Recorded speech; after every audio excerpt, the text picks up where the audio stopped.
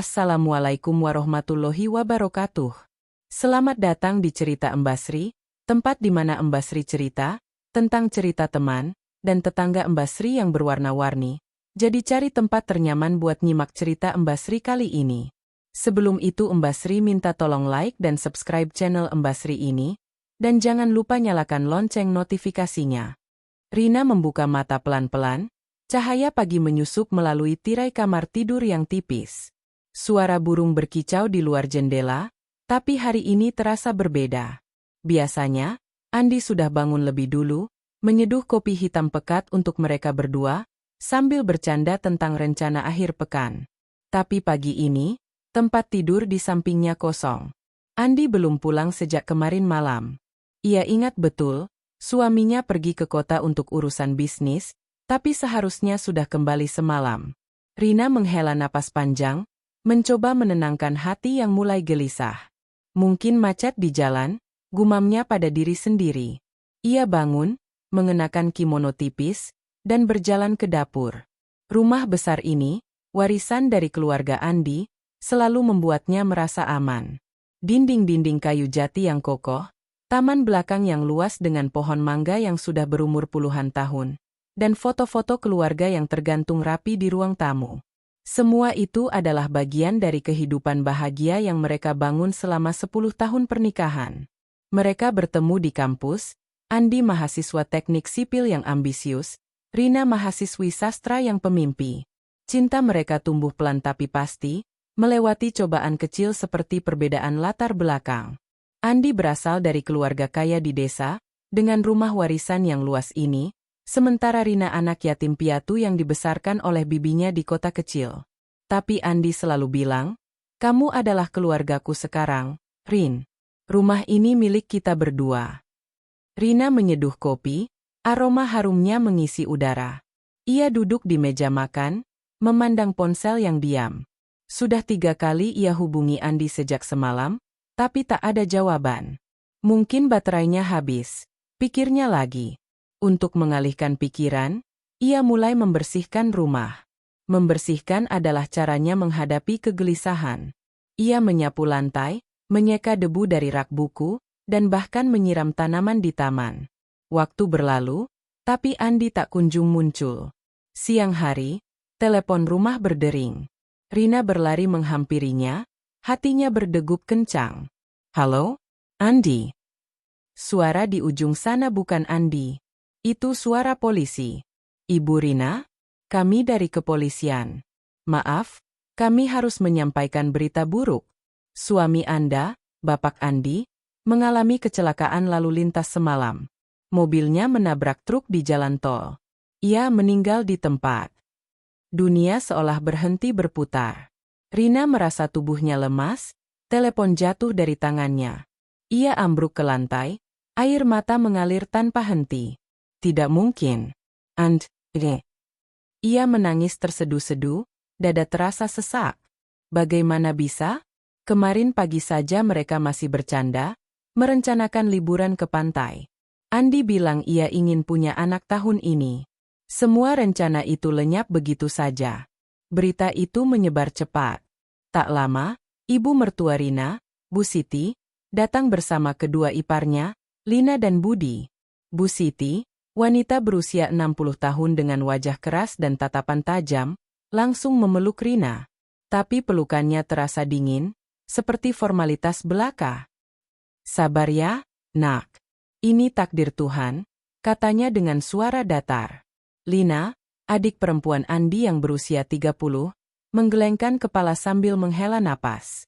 "Kak Andi terlalu ceroboh mengemudi malam-malam. Aku sudah bilang, jangan sering ke kota sendirian." Budi, adik laki-laki Andi yang lebih muda, hanya diam, tapi matanya melirik ke sekeliling rumah, seolah menghitung-hitung sesuatu. Rina tak bisa menjawab. Ia hanya menangis, tubuhnya gemetar.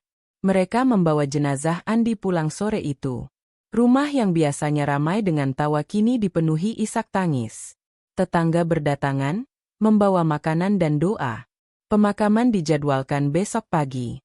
Malam itu, Rina tak bisa tidur. Ia berbaring di tempat tidur mereka, memeluk bantal Andi yang masih beraroma tubuhnya. Kenangan demi kenangan muncul. Pernikahan mereka di desa ini, bulan madu di Bali, saat Andi membangun bisnis konstruksi kecil-kecilan, dan bagaimana ia selalu mendukung Rina untuk menulis novel. Kamu punya bakat, Rin. Suatu hari, buku kamu akan bestseller, katanya selalu. Tapi sekarang, semuanya hilang. Rina merasa sendirian di dunia ini. Keluarganya sendiri sudah tak ada, bibinya meninggal 5 tahun lalu. Andi adalah segalanya baginya. Dan kini, ia harus menghadapi dunia tanpa dia. Pagi hari pemakaman, hujan deras mengguyur. Makam keluarga di belakang rumah basah kuyup. Bu Siti memimpin doa, suaranya tegas. Rina berdiri di sampingnya, air mata bercampur hujan. Saat jenazah dimasukkan ke liang lahat, Rina merasa hatinya ikut terkubur. Setelah pemakaman, keluarga berkumpul di ruang tamu. Bu Siti duduk di kursi kepala keluarga, yang biasanya ditempati Andi. Kita harus bicara soal warisan, katanya tiba-tiba, membuat Rina terkejut. Warisan? Bu, Andi baru saja dimakamkan, protes Rina pelan, suaranya serak karena menangis. Bu Siti menggelengkan kepala. Justru karena itu, Nak, rumah ini warisan dari ayah Andi. Aset-aset bisnis juga. Kita harus pastikan semuanya aman. Lina menyambung. Iya, Kak Rina. Kak Andi kan anak sulung, tapi sekarang, kita harus bagi rata. Budi mengangguk. Benar. Aku butuh modal untuk bisnisku. Rina memandang mereka bergantian, hatinya sakit. Mereka baru saja kehilangan Andi, tapi sudah bicara soal uang dan aset? Sikap dingin mereka mulai terlihat jelas. Bu Siti tak lagi memeluknya, Lina sibuk dengan ponselnya, Budi bahkan tersenyum kecil saat membahas bisnis. Rina mencoba bertahan. Ini rumah kita, Bu. Andi bilang milik kita berdua. Bu Siti tersenyum tipis. Kita lihat nanti, Nak. Sekarang istirahat dulu. Malam itu, Rina duduk sendirian di kamar. Ia membuka album foto, melihat wajah Andi yang tersenyum. Kenapa kamu tinggalkan aku, Di? Aku takut. Bisiknya. Hari-hari berikutnya, suasana rumah semakin tegang. Bu Siti sering datang, membawa dokumen-dokumen lama. Lina dan Budi mulai menginap, mengklaim, membantu Rina. Tapi bantuan mereka lebih seperti pengawasan. Mereka memeriksa laci-laci, bertanya soal rekening bank, bahkan mempertanyakan perhiasan yang diberikan Andi pada Rina. Rina merasa terpojok. Ia mencoba bekerja dari rumah, menyelesaikan tulisan novelnya, tapi pikirannya tak fokus. Setiap malam, ia menangis diam-diam, merindukan Andi. Sikap keluarga mertua semakin dingin. Bu Siti mulai mengeluh. Kamu bukan darah daging kami, Rin.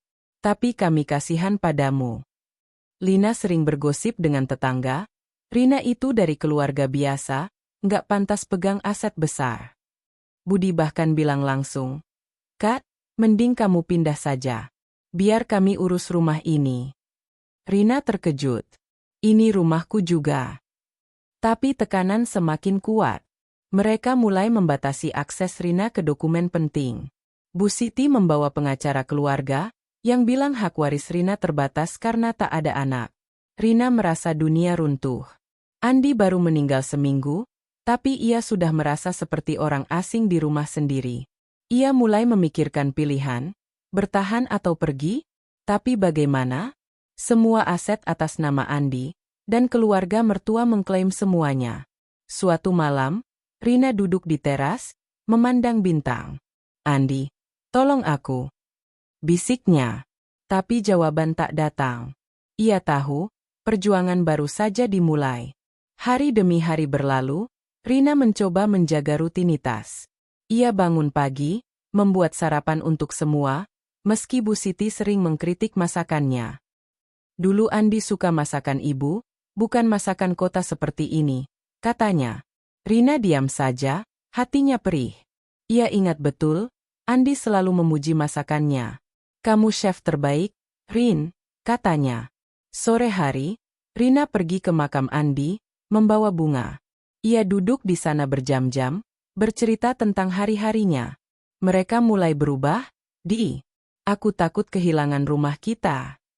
Pulang dari makam, ia mendengar Bu Siti berbicara dengan Lina dan Budi di ruang tamu. Kita harus cepat. Jangan biarkan dia ambil semuanya. Rina mengintip dari pintu, hatinya hancur. Mereka merencanakan sesuatu. Pengkhianatan mulai tercium. Malam itu, Rina tak bisa tidur lagi. Ia membuka laptop, mencari informasi soal hak waris janda. Tapi pikirannya kalut. Ia tahu, ini baru awal dari badai yang lebih besar. Esok paginya, Bu Siti datang dengan surat resmi. Rina, kita harus bicara serius. Rumah ini milik keluarga. Kamu bisa tinggal sementara, tapi aset harus dibagi. Rina menolak. Tidak, Bu. Andi janji ini milik kita. Pertengkaran pertama pecah. Bu Siti marah. Kamu bukan siapa-siapa tanpa Andi. Rina menangis, tapi ia tak menyerah. Ia hubungi pengacara teman Andi, mencari bantuan. Tapi keluarga mertua lebih cepat. Mereka mulai mengubah kunci gudang, menyembunyikan dokumen. Rina merasa terjebak. Kehilangan Andi sudah cukup menyakitkan, tapi kini ia kehilangan keluarga yang ia anggap sendiri. Hari ke-10 setelah kematian Andi, Rina duduk di kamar, memandang foto pernikahan mereka. Aku harus kuat, katanya pada diri sendiri. Tapi dalam hati, ia tahu, perang baru saja dimulai. Dan begitulah, kehilangan mendadak itu tak hanya merenggut suaminya, tapi juga mulai merenggut kehidupannya yang damai. Rina tak tahu bahwa ini hanyalah bab pertama dari perjuangan panjangnya. Rina terbangun dengan kepala berat, matanya sembab karena menangis semalaman. Cahaya matahari pagi menyelinap melalui celah-celah jendela kamar, tapi tak mampu menghangatkan hatinya yang dingin. Rumah besar yang dulu penuh tawa kini terasa asing. Seperti penjara yang dinding-dindingnya menyimpan rahasia. Ia menatap foto pernikahan di meja samping tempat tidur, wajah Andi yang tersenyum seolah menatapnya dengan penuh kasih. Aku harus kuat, bisiknya, mencoba meyakinkan diri sendiri. Hari itu adalah hari ke-11 setelah kepergian Andi. Rina berjalan ke dapur, berusaha menjalani rutinitas seperti biasa. Ia menyeduh teh. Aroma melati yang biasanya menenangkan kini terasa hambar. Di ruang tamu, ia mendengar suara Bu Siti berbicara dengan nada tegas kepada Lina dan Budi.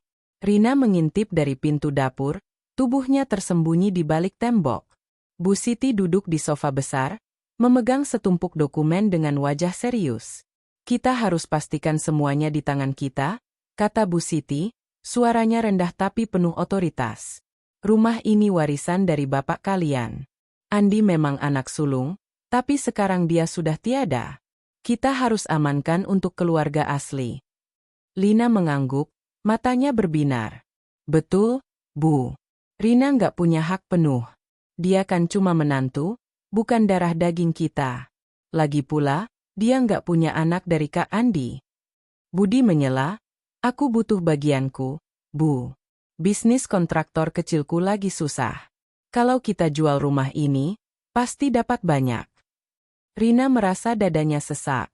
Ia memegang pinggiran meja dapur untuk menahan tubuhnya yang gemetar. Jual rumah? Rumah yang Andi janjikan untuk mereka berdua? Rumah yang menyimpan kenangan 10 tahun pernikahan mereka? Ia ingin berlari ke ruang tamu, berteriak bahwa ini tidak adil, tapi kakinya terpaku. Ia tahu, melawan mereka sekarang hanya akan membuat situasi lebih buruk. Rina kembali ke kamar, menutup pintu pelan agar tak terdengar. Ia duduk di tepi ranjang, tangannya memegang liontin emas pemberian Andi di ulang tahun pernikahan mereka yang kelima. Kamu adalah rumahku, Rin, kata Andi saat itu, memasangkan liontin itu di lehernya.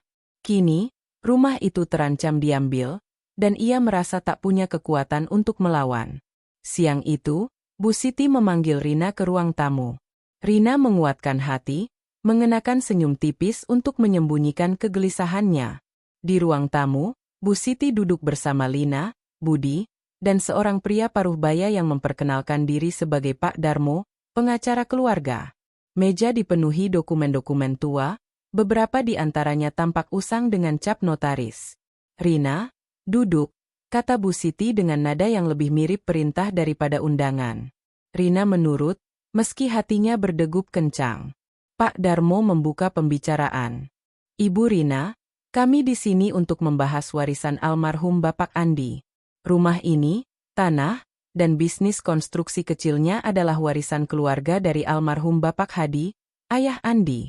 Menurut hukum adat keluarga, warisan ini harus dibagi di antara ahli waris utama."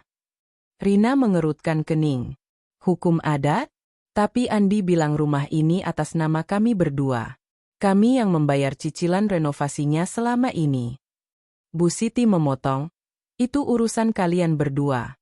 Tapi tanah ini milik keluarga. Nama Andi di akta cuma formalitas. Sekarang dia sudah tiada, hak kepemilikan kembali ke keluarga asli." Lina menambahkan dengan nada sinis, "Lagi pula, Kak Rina, kamu kan nggak punya anak.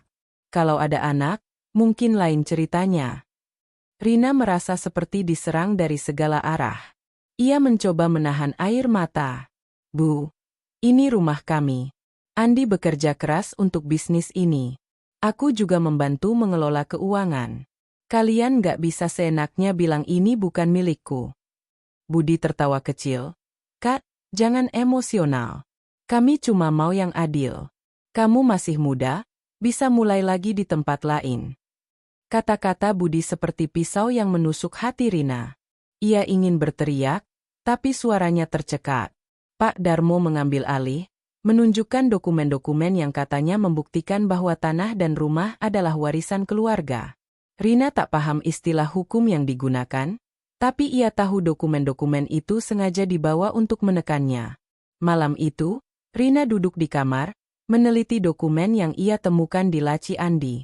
Ada akta rumah, tapi memang atas nama Andi dan keluarga besar. Ia juga menemukan surat wasiat kecil yang ditulis Andi 3 tahun lalu, yang menyatakan bahwa rumah dan bisnis diserahkan kepada Rina jika ia meninggal. Tapi wasiat itu tak dilegalisasi notaris, hanya ditulis tangan dan ditandatangani Andi. Rina tahu, ini tak akan cukup kuat di mata hukum melawan keluarga mertua yang sudah bersiap dengan pengacara. Hari berikutnya, tekanan semakin nyata. Lina mulai membawa teman-temannya ke rumah, seolah memamerkan bahwa ia akan segera mengambil alih. Budi terang-terangan mengukur taman belakang, bicara soal rencana membangun ruko. Bu Siti bahkan memindahkan beberapa barang berharga, seperti vas antik peninggalan ayah Andi, ke rumahnya sendiri dengan alasan menjaga warisan keluarga. Rina mencoba menghubungi sahabat Andi, Rudi, yang paham hukum. Ia menceritakan situasinya dengan suara gemetar. Rudi menyarankan Rina untuk segera konsultasi ke notaris independen, tapi juga memperingatkan, keluarga Andi punya pengaruh besar di desa ini. "Rin, mereka bisa mainkan koneksi. Kamu harus hati-hati." Rina merasa semakin terpojok. Ia mulai menyadari bahwa keluarga mertua tak hanya ingin mengambil aset, tapi juga mengusirnya dari kehidupan mereka. Bu Siti, yang dulu sering memuji masakan Rina atau mengajaknya berkebun, kini tak lagi menunjukkan kehangatan. Lina, yang dulu akrab memanggilnya Kak Rina, kini bersikap seperti musuh. Budi, yang selalu pendiam, kini terang-terangan menunjukkan ambisinya. Satu malam, Rina mendengar percakapan mereka lagi. Kali ini, mereka bicara soal menjual rumah secepatnya. "Kita bisa bagi 3, aku, Lina, Budi," kata Bu Siti. Rina cukup dikasih sedikit untuk biaya pindah. Rina menangis di kamar, memeluk bantal Andi. Ia merasa dikhianati, bukan hanya oleh keluarga mertua, tapi juga oleh nasib. Ia teringat kata-kata Andi. "Kamu kuat, Rin. Apapun yang terjadi, kamu bisa hadapi." Tapi kini, kekuatan itu terasa jauh. Esoknya, Rina mencoba berbicara dengan Bu Siti secara pribadi. "Bu, aku nggak mau rebut apapun. Tapi ini rumahku juga. Andi ingin aku tinggal di sini." Bu Siti menatapnya dingin. "Rina, kamu harus realistis. Kamu bukan keluarga kami. Kalau kamu ngotot, kami akan bawa ini ke pengadilan. Kamu tahu kami punya koneksi." Ancaman itu seperti tamparan. Rina tahu, melawan di pengadilan akan mahal dan melelahkan, apalagi tanpa dukungan keluarga. Ia mulai memikirkan kemungkinan terburuk. Kehilangan segalanya. Hari-hari berikutnya, tekanan semakin meningkat. Lina mulai membawa calon pembeli ke rumah, mengelilingi taman dan ruang tamu seolah Rina tak ada. Budi mengambil alih dokumen bisnis Andi, mengklaim ia akan meneruskan warisan kakak. Rina merasa seperti hantu di rumah sendiri, tak dianggap, tak dihargai. Satu malam, ia duduk di teras, memandang bintang-bintang yang dulu ia nikmati bersama Andi. Aku harus lakukan sesuatu, bisiknya. Ia tahu, bertahan di rumah ini mungkin bukan lagi pilihan. Tapi kemana ia akan pergi? Dan bagaimana caranya memulai lagi? Rina membuka laptop, mencari informasi tentang hak waris janda. Ia juga menghubungi teman lamanya, Maya, yang tinggal di kota kecil 2 jam dari desa. Maya menawarkan tempat tinggal sementara. Kamu bisa ke sini, Rin. Mulai dari awal. Aku bantu, kata Maya. Rina menutup telepon, hatinya bercampur antara harapan dan ketakutan. Ia tahu, keputusan besar menantinya. Tapi bayang-bayang pengkhianatan keluarga mertua semakin jelas, mendorongnya untuk mengambil langkah yang tak pernah ia bayangkan sebelumnya. Rina berdiri di depan cermin kamar mandi, air mata mengalir deras membasahi wajahnya yang pucat. Sudah 2 minggu sejak pemakaman Andi, dan rumah yang dulu menjadi tempat perlindungannya kini terasa seperti medan perang. Setiap sudut ruangan menyimpan kenangan manis bersama suaminya, tapi kini semuanya tercemar oleh sikap keluarga mertua yang semakin kejam. Bu Siti, Lina, dan Budi tak lagi menyembunyikan niat mereka. Mereka bergerak cepat, seperti serigala yang mencium darah. Pagi itu, Rina turun ke dapur untuk membuat sarapan, seperti biasa. Tapi ia terkejut melihat Bu Siti sudah ada di sana, memasak dengan wajah tegang. Lina dan Budi duduk di meja makan, memandang Rina dengan tatapan yang penuh ejekan. Selamat pagi, Bu. Sapa Rina pelan, mencoba menjaga sopan santun meski hatinya bergejolak. Bu Siti tak menjawab langsung. Ia menyajikan nasi goreng ke piring Lina dan Budi, seolah Rina tak ada. Akhirnya, ia berpaling dengan nada dingin. Rina, hari ini kita harus bicara serius. Duduk. Rina menurut, duduk di kursi yang biasanya ditempati Andi. Hatinya berdegup kencang. Pak Darmo, pengacara itu, tak ada hari ini, tapi Rina tahu ini bukan pertemuan biasa. Bu Siti duduk di hadapannya, mata tajam seperti pisau. Kami sudah putuskan. Rumah ini milik keluarga asli. Kamu bukan darah daging kami, jadi kamu harus pergi. Kata-kata itu seperti petir menyambar. Rina merasa dunia berputar. Bu, ini rumahku juga. Andi bilang. Andi sudah mati. Potong Bu Siti kasar, suaranya meninggi. Dia anakku, rumah ini warisannya dari ayahnya. Kamu cuma menantu, datang tanpa apa-apa, pergi juga tanpa apa-apa. Kami kasih waktu seminggu untuk packing barangmu. Lina menyeringai. Ya, Kak. Jangan bikin susah. Kami sudah hubungi pembeli untuk rumah ini. Uangnya akan kami bagi adil di antara kami bertiga. Budi menambahkan, kamu bisa ambil perhiasan dan baju-bajumu. Sisanya, milik keluarga. Rina tak bisa menahan air mata lagi. Ia berdiri, tubuhnya gemetar. Kalian kejam. Andi belum lama dimakamkan, tapi kalian sudah usir aku? Ini pengkhianatan. Bu Siti bangkit, wajahnya merah padam. Pengkhianatan? Kamu yang pengkhianat. Menikah dengan Andi cuma karena hartanya. Sekarang dia mati, kamu mau ambil semuanya? Keluar dari rumahku. Rumahku? Rina merasa hatinya hancur. Ini rumah Andi dan dirinya, mereka yang merenovasi, mereka yang membayar tagihan. Tapi kini, Bu Siti mengklaimnya sebagai miliknya. Rina berlari ke kamar, menutup pintu dan menangis terseduh-seduh. Ia memeluk foto Andi. Kenapa, Di? Kenapa mereka begini? Siang itu, tekanan semakin nyata. Lina dan Budi mulai memindahkan barang-barang dari ruang tamu ke gudang, seolah membersihkan rumah dari jejak Rina. Mereka bahkan mengubah kunci pintu depan, memberikan kunci baru hanya untuk mereka bertiga. Rina merasa seperti tahanan di rumah sendiri. Ia mencoba hubungi Rudy lagi. Sahabat Andi. Rudy, mereka usir aku. Apa yang harus aku lakukan? Rudy terdengar prihatin. Rin, kamu harus lawan lewat hukum. Wasiat Andi itu bisa jadi bukti. Tapi sementara, pindah dulu ke tempat aman. Jangan biarkan mereka intimidasi kamu. Rina tahu Rudy benar, tapi hatinya sakit. Ia mulai mengemasi barang-barang pribadinya, baju, buku tulisannya, perhiasan pemberian Andi, dan beberapa foto kenangan. Setiap barang yang ia sentuh membawa banjir kenangan. Gaun pernikahan yang masih tergantung di lemari, buku catatan harian di mana Andi sering menulis catatan lucu, bahkan mug kopi favoritnya yang bertuliskan, Best Wife Ever. Malam itu, Rina duduk di teras belakang, memandang taman yang dulu ia rawat bersama Andi. Pohon mangga sedang berbuah, tapi buahnya terasa pahit di pikirannya. Bu Siti datang menghampirinya, suaranya lebih lembut tapi tetap tegas. Rina, ini demi kebaikan semua. Kamu masih muda, bisa cari suami baru. Kami butuh rumah ini untuk masa depan Lina dan Budi. Rina menatapnya dengan mata berkaca-kaca. Bu, aku nggak pernah minta apa-apa selain tinggal di sini, mengenang Andi. Kalian yang ambil segalanya. Bu Siti menggelengkan kepala. Kamu nggak mengerti. Keluarga adalah darah daging. Kamu bukan bagian dari itu. Kata-kata itu menusuk dalam. Rina merasa seperti orang asing, tak diinginkan.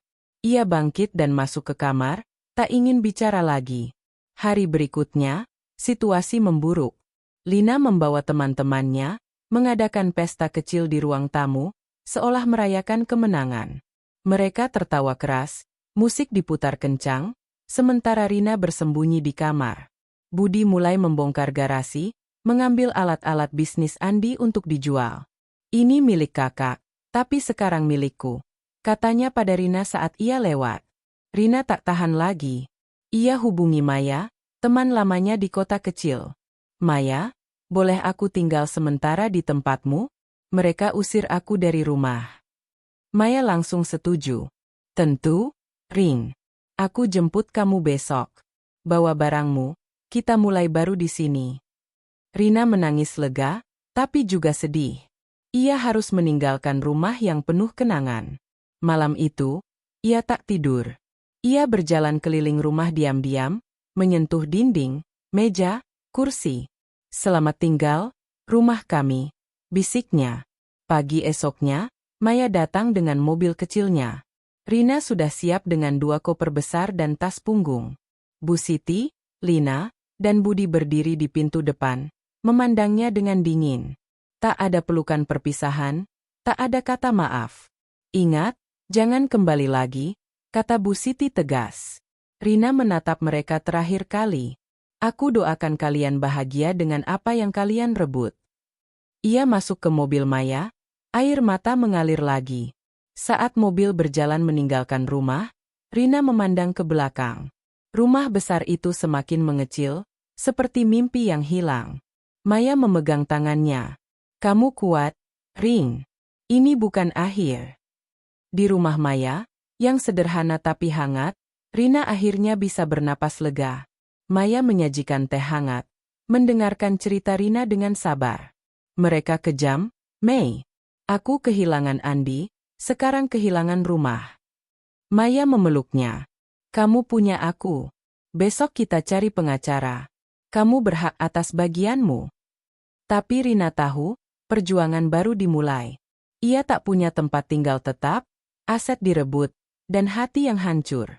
Malam itu, di kamar tamu kecil, Rina menangis lagi, memeluk liontin Andi.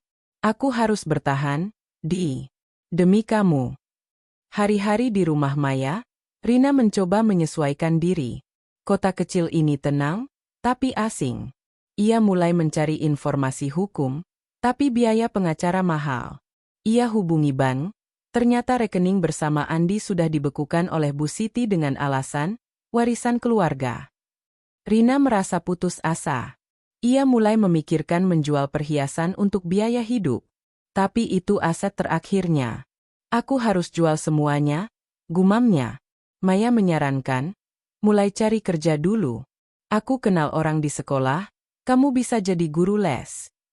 Rina mengangguk. Ia tahu, hidup baru menantinya, tapi luka pengusiran itu tak akan hilang begitu saja. Setiap malam, ia bermimpi tentang rumah itu, tentang Andi, dan tentang keluarga mertua yang mengkhianatinya. 1 minggu kemudian, Rina dapat kabar dari Rudi. Mereka sudah jual rumah, Rin. Cepat sekali.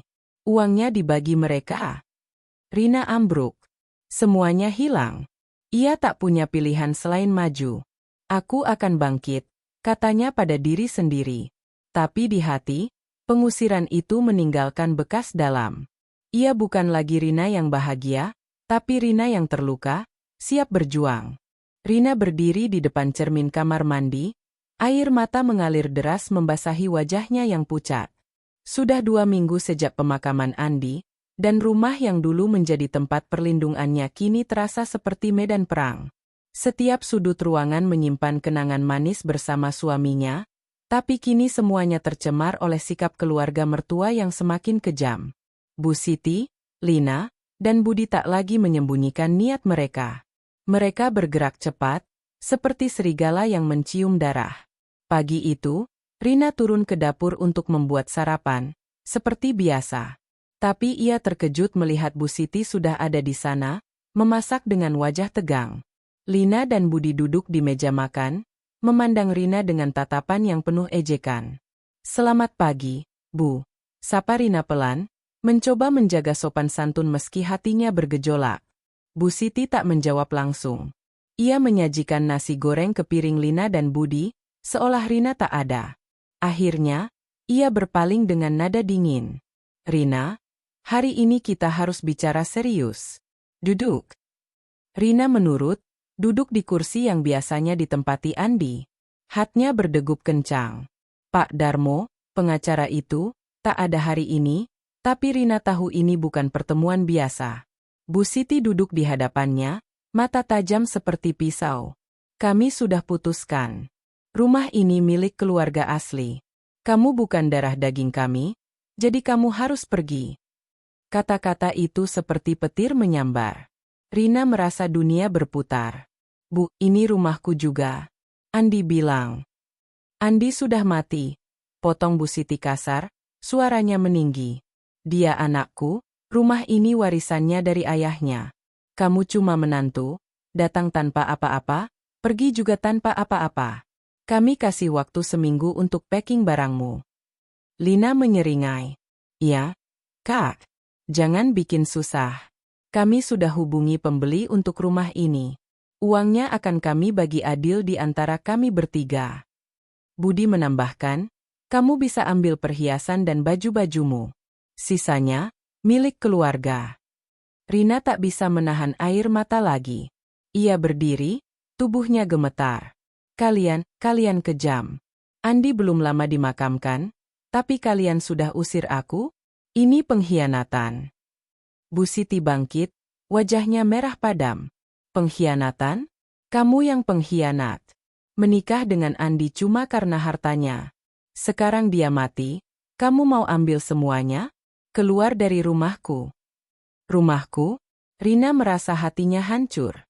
Ini rumah Andi dan dirinya, mereka yang merenovasi, mereka yang membayar tagihan.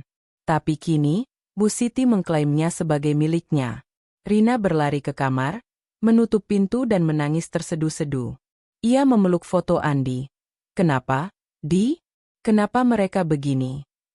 Siang itu, tekanan semakin nyata. Lina dan Budi mulai memindahkan barang-barang dari ruang tamu ke gudang, seolah membersihkan rumah dari jejak Rina. Mereka bahkan mengubah kunci pintu depan, memberikan kunci baru hanya untuk mereka bertiga. Rina merasa seperti tahanan di rumah sendiri. Ia mencoba hubungi Rudi lagi, sahabat Andi. "Rudi, mereka usir aku. Apa yang harus aku lakukan?" Rudi terdengar prihatin. "Rin, kamu harus lawan lewat hukum. Wasiat Andi itu bisa jadi bukti. Tapi sementara, pindah dulu ke tempat aman. Jangan biarkan mereka intimidasi kamu. Rina tahu Rudy benar, tapi hatinya sakit. Ia mulai mengemasi barang-barang pribadinya, baju, buku tulisannya, perhiasan pemberian Andi, dan beberapa foto kenangan. Setiap barang yang ia sentuh membawa banjir kenangan. Gaun pernikahan yang masih tergantung di lemari, buku catatan harian di mana Andi sering menulis catatan lucu, bahkan mug kopi favoritnya yang bertuliskan, Best Wife Ever. Malam itu, Rina duduk di teras belakang, memandang taman yang dulu ia rawat bersama Andi. Pohon mangga sedang berbuah, tapi buahnya terasa pahit di pikirannya. Bu Siti datang menghampirinya, suaranya lebih lembut tapi tetap tegas. Rina, ini demi kebaikan semua. Kamu masih muda, bisa cari suami baru. Kami butuh rumah ini untuk masa depan Lina dan Budi. Rina menatapnya dengan mata berkaca-kaca. Bu, aku nggak pernah minta apa-apa selain tinggal di sini, mengenang Andi. Kalian yang ambil segalanya. Bu Siti menggelengkan kepala. Kamu nggak mengerti. Keluarga adalah darah daging. Kamu bukan bagian dari itu. Kata-kata itu menusuk dalam. Rina merasa seperti orang asing, tak diinginkan.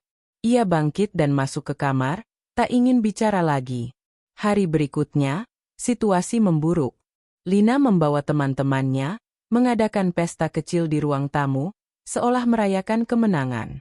Mereka tertawa keras, musik diputar kencang, sementara Rina bersembunyi di kamar. Budi mulai membongkar garasi, mengambil alat-alat bisnis Andi untuk dijual. Ini milik kakak, tapi sekarang milikku, katanya pada Rina saat ia lewat. Rina tak tahan lagi. Ia hubungi Maya, teman lamanya di kota kecil. Maya, boleh aku tinggal sementara di tempatmu? Mereka usir aku dari rumah. Maya langsung setuju. Tentu, Rin. Aku jemput kamu besok. Bawa barangmu, kita mulai baru di sini. Rina menangis lega, tapi juga sedih. Ia harus meninggalkan rumah yang penuh kenangan. Malam itu, ia tak tidur. Ia berjalan keliling rumah diam-diam, menyentuh dinding, meja, kursi. Selamat tinggal, rumah kami, bisiknya. Pagi esoknya, Maya datang dengan mobil kecilnya. Rina sudah siap dengan 2 koper besar dan tas punggung. Bu Siti, Lina, dan Budi berdiri di pintu depan, memandangnya dengan dingin. Tak ada pelukan perpisahan, tak ada kata maaf. Ingat, jangan kembali lagi, kata Bu Siti tegas. Rina menatap mereka terakhir kali. Aku doakan kalian bahagia dengan apa yang kalian rebut. Ia masuk ke mobil Maya, air mata mengalir lagi. Saat mobil berjalan meninggalkan rumah, Rina memandang ke belakang. Rumah besar itu semakin mengecil, seperti mimpi yang hilang. Maya memegang tangannya. Kamu kuat, Rin. Ini bukan akhir. Di rumah Maya, yang sederhana tapi hangat, Rina akhirnya bisa bernapas lega. Maya menyajikan teh hangat, mendengarkan cerita Rina dengan sabar. Mereka kejam, Mei. Aku kehilangan Andi, sekarang kehilangan rumah. Maya memeluknya. Kamu punya aku. Besok kita cari pengacara. Kamu berhak atas bagianmu. Tapi Rina tahu, perjuangan baru dimulai. Ia tak punya tempat tinggal tetap, aset direbut, dan hati yang hancur. Malam itu, di kamar tamu kecil, Rina menangis lagi, memeluk liontin Andi. Aku harus bertahan, Di. Demi kamu. Hari-hari di rumah Maya, Rina mencoba menyesuaikan diri. Kota kecil ini tenang, tapi asing. Ia mulai mencari informasi hukum, tapi biaya pengacara mahal. Ia hubungi bank, ternyata rekening bersama Andi sudah dibekukan oleh Bu Siti dengan alasan, warisan keluarga. Rina merasa putus asa. Ia mulai memikirkan menjual perhiasan untuk biaya hidup.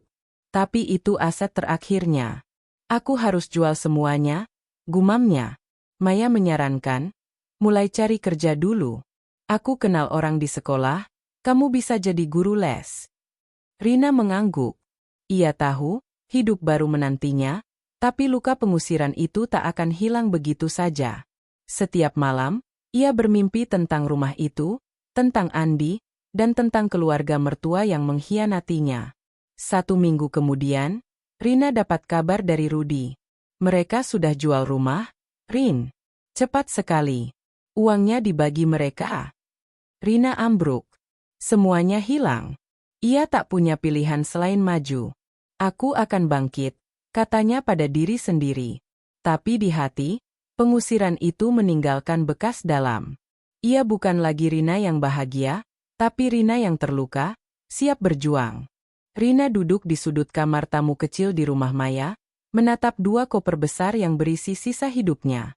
Cahaya lampu neon yang redup menerangi ruangan sederhana itu, dengan dinding cat putih yang mulai mengelupas dan ranjang besi sederhana yang berderit setiap kali ia bergerak. Di atas meja kecil, ia menyebar beberapa barang berharga. Liontin emas pemberian Andi, cincin kawinnya, sepasang anting mutiara, dan sebuah jam tangan perak yang Andi berikan di ulang tahunnya yang ke-30. Itu adalah harta terakhirnya, peninggalan dari kehidupan yang dulu penuh cinta dan harapan. Tapi sekarang, dengan rekening bank yang dibekukan dan rumah yang telah dijual oleh keluarga mertua, barang-barang itu adalah satu-satunya penyelamatnya dari kehancuran finansial. Maya masuk membawa secangkir teh melati, aroma harumnya mengingatkan Rina pada pagi-pagi di rumah lamanya. Rin, kamu nggak apa-apa? Tanya Maya lembut, duduk di sampingnya. Rina menggeleng pelan, air mata menggenang di matanya. Aku nggak tahu harus mulai dari mana, Mei. Mereka ambil semuanya. Rumah, bisnis, bahkan tabungan kami. Aku cuma punya ini, katanya, menunjuk barang-barang di atas meja. Maya memegang tangannya erat. Kamu nggak sendiri, Rin. Aku di sini. Kita cari jalan keluar bersama. Rina mengangguk, tapi hatinya berat. Ia tahu, tinggal di rumah Maya bukan solusi permanen. Maya, single parent dengan 2 anak kecil, sudah cukup berjuang dengan kehidupannya sendiri. Rina tak ingin jadi beban. Ia harus mandiri, tapi bagaimana? Tanpa pekerjaan, tanpa rumah, dan tanpa keluarga, ia merasa seperti terdampar di tengah lautan tanpa arah. Pagi itu, Rina duduk di teras rumah Maya, memandang jalan kecil di kota itu. Anak-anak tetangga berlarian, pedagang sayur lewat dengan sepeda, dan suara azan dari masjid terdengar samar. Kehidupan berjalan seperti biasa, tapi Rina merasa terpisah dari dunia. Ia membuka ponselnya, membaca pesan dari Rudy, sahabat Andi. Rin, aku cek ke notaris. Rumah itu sudah dijual, akta sudah berpindah tangan. Mereka pakai koneksi kuat. Maaf, wasiat Andi nggak cukup kuat tanpa legalisasi. Rina menutup ponsel, hatinya perih. Ia teringat wasiat tulisan tangan Andi, yang dengan jelas menyatakan rumah dan bisnis untuknya. Tapi tanpa cap notaris, itu hanyalah selembar kertas tak berarti di mata hukum. Ia merasa bodoh karena tak pernah mendesak Andi untuk mengesahkan wasiat itu. Kita masih muda, Di. Kita pikir kita punya waktu, gumamnya, menatap langit. Maya keluar membawa sarapan. Nasi goreng sederhana dengan telur mata sapi. Makan dulu, Rin. Jangan cuma mikir. Nanti aku bawa kamu ke toko perhiasan temenku. Kita cek harga barang-barangmu. Rina mengangguk lemas. Menjual perhiasan adalah keputusan yang ia hindari selama ini. Setiap potong perhiasan itu bukan sekadar logam atau batu. Itu adalah kenangan. Liontin emas berbentuk hati, yang Andi berikan saat mereka pacaran, masih terasa hangat di tangannya. Cincin kawin, yang Andi selipkan di jarinya sambil berjanji sehidup semati. Tapi kini, ia tak punya pilihan. Ia butuh uang untuk bertahan hidup, untuk membayar pengacara jika ingin melawan keluarga mertua, atau setidaknya untuk menyewa tempat tinggal. Sore itu, Rina dan Maya pergi ke toko perhiasan di pusat kota kecil itu. Pemilik toko, Pak Hadi, adalah teman lama Maya. Ia memeriksa perhiasan Rina dengan teliti, menggunakan kaca pembesar kecil. Ini bagus, Bu Rina. Liontin emas ini 18 karat, anting mutiara asli, dan jam tangan ini merek bagus. Kalau dijual semua, mungkin dapat sekitar 30 juta. Rina terdiam. 30 juta terdengar banyak, tapi ia tahu itu tak akan cukup untuk hidup lama. Sewa rumah di kota ini sekitar 1 juta per bulan, belum lagi kebutuhan sehari-hari. Tapi ia tak punya pilihan lain. Baik, Pak. Saya jual semua, kecuali cincin kawin ini, katanya, suaranya bergetar. Cincin itu adalah satu-satunya yang tak bisa ia lepaskan. Pak Hadi mengangguk. Saya kasih harga terbaik. Uangnya bisa ditransfer besok. Pulang dari toko, Rina merasa lega sekaligus hampa. Ia telah menjual sebagian besar kenangannya dengan Andi, tapi setidaknya ia punya uang untuk bertahan beberapa bulan. Maya mencoba menghiburnya. Ini langkah awal, Rin. Kamu kuat. Kita cari kerja untukmu, mungkin di sekolah tempatku dulu. Mereka butuh guru les. Rina tersenyum kecil. Terima kasih, Mei. Aku nggak tahu apa jadinya tanpamu. Malam itu, Rina duduk di kamar, menghitung-hitung uang yang akan ia terima. Dengan 30 juta, ia bisa menyewa kamar kos selama setahun, membeli kebutuhan dasar, dan mungkin menyisihkan sedikit untuk pengacara. Tapi pikiran tentang keluarga mertua masih menghantuinya. Ia tahu mereka menikmati hasil penjualan rumah, mungkin sedang berpesta di rumah baru yang dibeli dengan uang itu. Rasa sakit hati bercampur kemarahan membakar dadanya. Mereka nggak pantas bahagia setelah apa yang mereka lakukan, gumamnya. Esoknya, Rina dan Maya pergi ke bank untuk membuka rekening baru atas nama Rina sendiri. Ia juga menerima transfer dari Pak Hadi. Melihat angka di rekeningnya, Rina merasa sedikit lebih kuat, tapi juga rapuh. Uang itu adalah jembatan menuju kehidupan baru, tapi juga pengingat bahwa ia telah kehilangan segalanya. Sore itu, Rina mendapat telepon dari Rudy. Rin, aku dengar kabar buruk lagi. Mereka juga jual mobil Andi. Aku coba cek, tapi dokumennya sudah diurus pengacara mereka. Kamu harus cepat kalau mau lawan mereka. Rina menghela napas. Aku nggak punya tenaga untuk pengadilan sekarang, Ruth. Aku cuma mau hidup damai.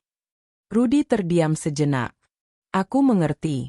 Tapi kalau kamu butuh bantuan, bilang. Aku cari pengacara pro bono kalau bisa. Rina berterima kasih, tapi ia tahu, melawan keluarga mertua dengan koneksi kuat di desa itu hampir mustahil. Ia memutuskan untuk fokus pada langkah berikutnya, mencari pekerjaan dan tempat tinggal sendiri. Beberapa hari kemudian, Maya membawa Rina ke sebuah sekolah swasta kecil di kota itu. Kepala sekolah, Ibu Wulan, adalah teman Maya yang ramah. Ia menawarkan pekerjaan sebagai guru les bahasa Indonesia dan Inggris untuk anak-anak SMP. Gajinya tak besar, tapi cukup untuk memulai. Kamu mulai minggu depan, ya? Kata Ibu Wulan. Rina mengangguk, hatinya sedikit lega. Terima kasih, Bu. Pulang dari sekolah, Rina dan Maya mampir ke sebuah kos-kosan sederhana di pinggir kota. Kamarnya kecil, dengan kamar mandi dalam dan dapur bersama. Harganya 800.000 per bulan. Rina membayangkan hidup di sana, jauh dari kemewahan rumah warisan Andi, tapi setidaknya itu miliknya sendiri. Aku ambil, katanya pada pemilik kos. Malam itu, Rina pindah ke kamar kos baru. Maya membantu membawa barang-barangnya. Kamar itu sederhana, dengan kasur tipis, meja kecil, dan lemari plastik. Tapi bagi Rina, itu adalah awal baru. Ia menata foto Andi di meja, liontin emas di sampingnya, dan cincin kawin yang masih melingkar di jarinya. Ini rumah kita sekarang, bisiknya. Tapi di tengah malam, saat hujan mulai turun, Rina terbangun dari mimpi buruk. Ia bermimpi Bu Siti, Lina, dan Budi berdiri di depan kamar kosnya, menertawakannya. Kamu nggak punya apa-apa sekarang, kata mereka. Rina terbangun dengan keringat dingin, jantungan berdegup kencang. Ia duduk di tepi kasur, menyalakan lampu. Di luar, hujan semakin deras, seperti mencerminkan badai di hatinya. Ia tahu, keputusan untuk menjual perhiasan adalah langkah besar, tapi juga menyakitkan. Itu adalah pengakuan bahwa ia benar-benar kehilangan segalanya. Tapi di sisi lain, itu juga memberinya kebebasan untuk memulai lagi.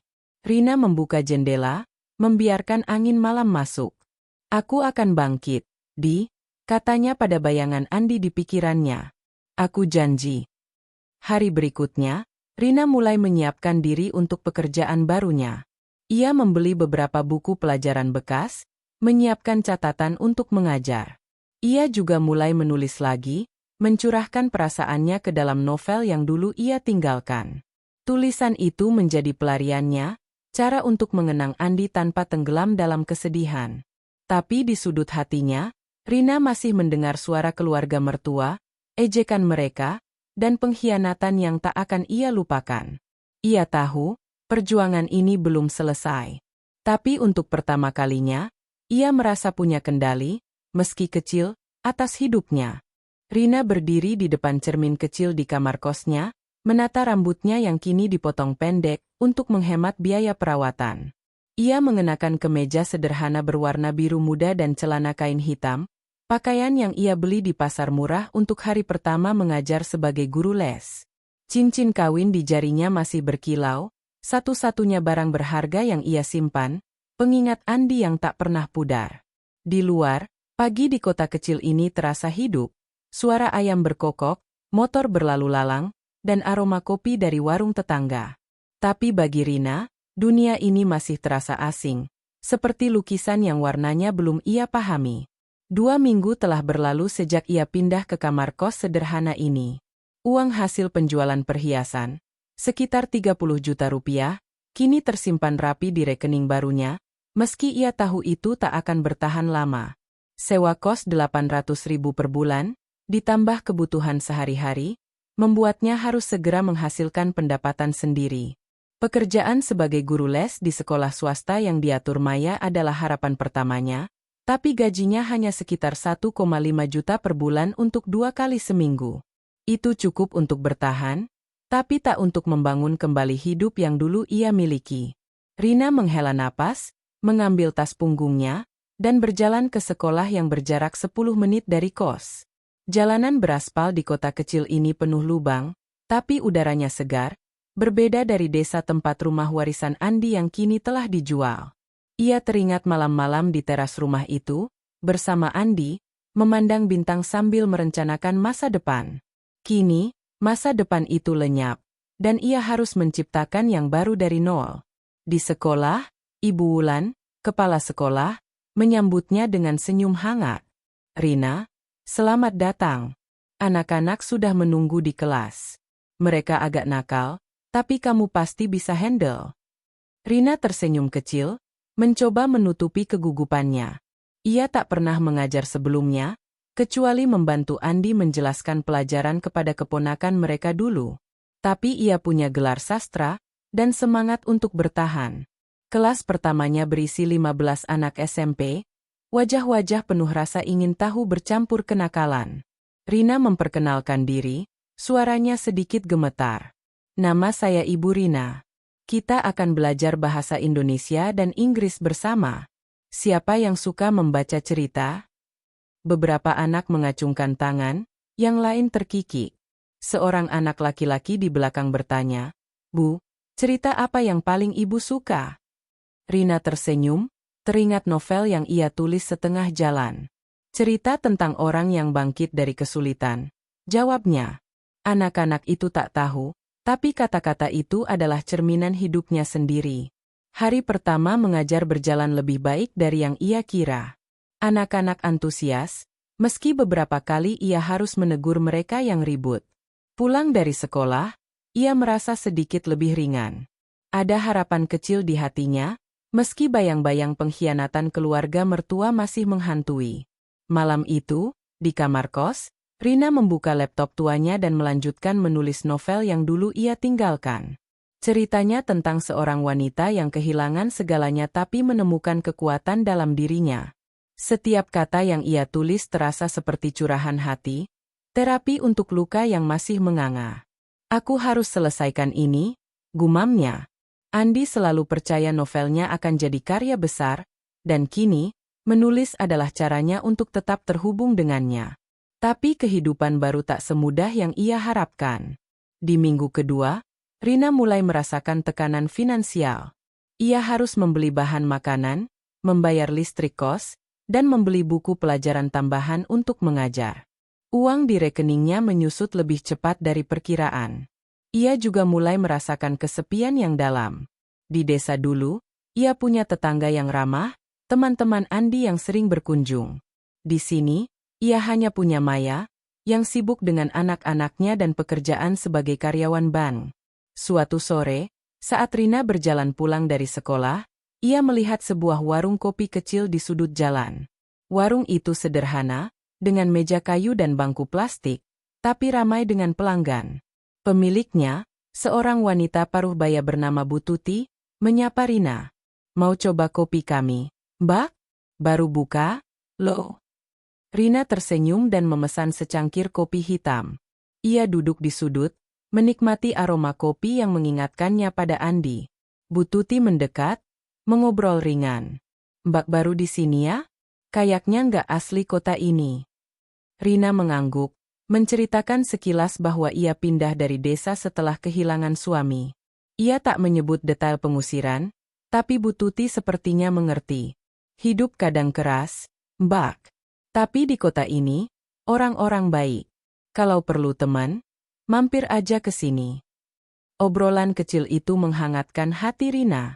Ia mulai merasa bahwa kota ini, meski asing, mungkin bisa jadi rumah baru.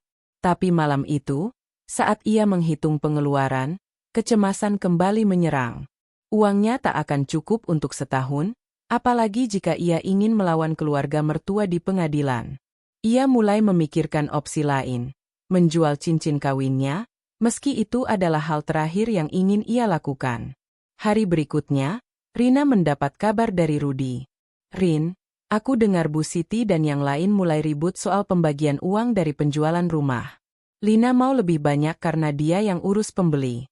Budi marah, katanya dia lebih berhak. Mereka kacau sendiri sekarang." Rina tersenyum pahit. "Mereka pantas dapat itu. Tapi aku nggak mau terjebak di masa lalu, Ruth. Aku cuma mau hidup tenang sekarang." Rudi mendesak, "Kamu masih bisa klaim bagianmu.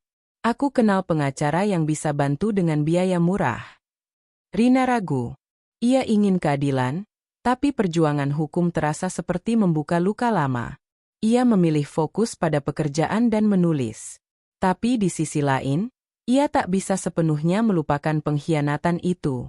Setiap malam, ia bermimpi tentang rumah warisan, tentang Andi, dan tentang Bu Siti yang menatapnya dengan dingin. Minggu ketiga di kota kecil, Rina mulai menyesuaikan diri. Ia mengajar dengan lebih percaya diri, anak-anak mulai menyukainya. Salah satu murid, Ani, bahkan memberinya gambar buatan tangan sebagai tanda terima kasih. Rina menempelkan gambar itu di dinding kosnya, tanda kecil bahwa ia mulai membangun hubungan baru. Tapi tantangan tak berhenti. Suatu malam, listrik di kos mati karena ia lupa membayar tagihan. Ia harus meminjam uang dari Maya untuk menutupinya. "Aku janji ganti, Mei," katanya malu. Maya tertawa. "Santai, Rin. Kita keluarga sekarang." Kata keluarga membuat Rina tersentuh sekaligus sedih. Ia teringat Bu Siti yang bilang ia bukan keluarga. Tapi Maya, yang tak punya ikatan darah, memperlakukannya seperti saudara. Itu memberinya kekuatan untuk terus maju. Rina juga mulai menjelajahi kota kecil itu. Ia sering mampir ke warung Bu Tuti, mengobrol dengan pelanggan lain. Ia menemukan perpustakaan umum kecil, tempat ia menghabiskan waktu membaca dan menulis. Di sana, ia bertemu seorang pustakawan tua, Pak Bima, yang memberinya saran tentang menulis. "Tulisanmu punya jiwa, Rina. Teruskan. Ini bisa jadi jalanmu." Malam-malam di kos, Rina menulis hingga larut. Novelnya kini sudah separuh jalan, menceritakan perjuangan seorang janda yang menemukan kekuatan dalam kesendirian. Setiap kata terasa seperti cerminan hidupnya. Tapi di sela-sela menulis, ia sering menangis, merindukan Andi, merindukan kehidupan yang dulu. 1 bulan setelah pindah, Rina mulai merasa ada sedikit keseimbangan. Gajinya masuk, meski kecil. Ia bisa membayar sewa kos tepat waktu. Tapi ia tahu, ini baru awal.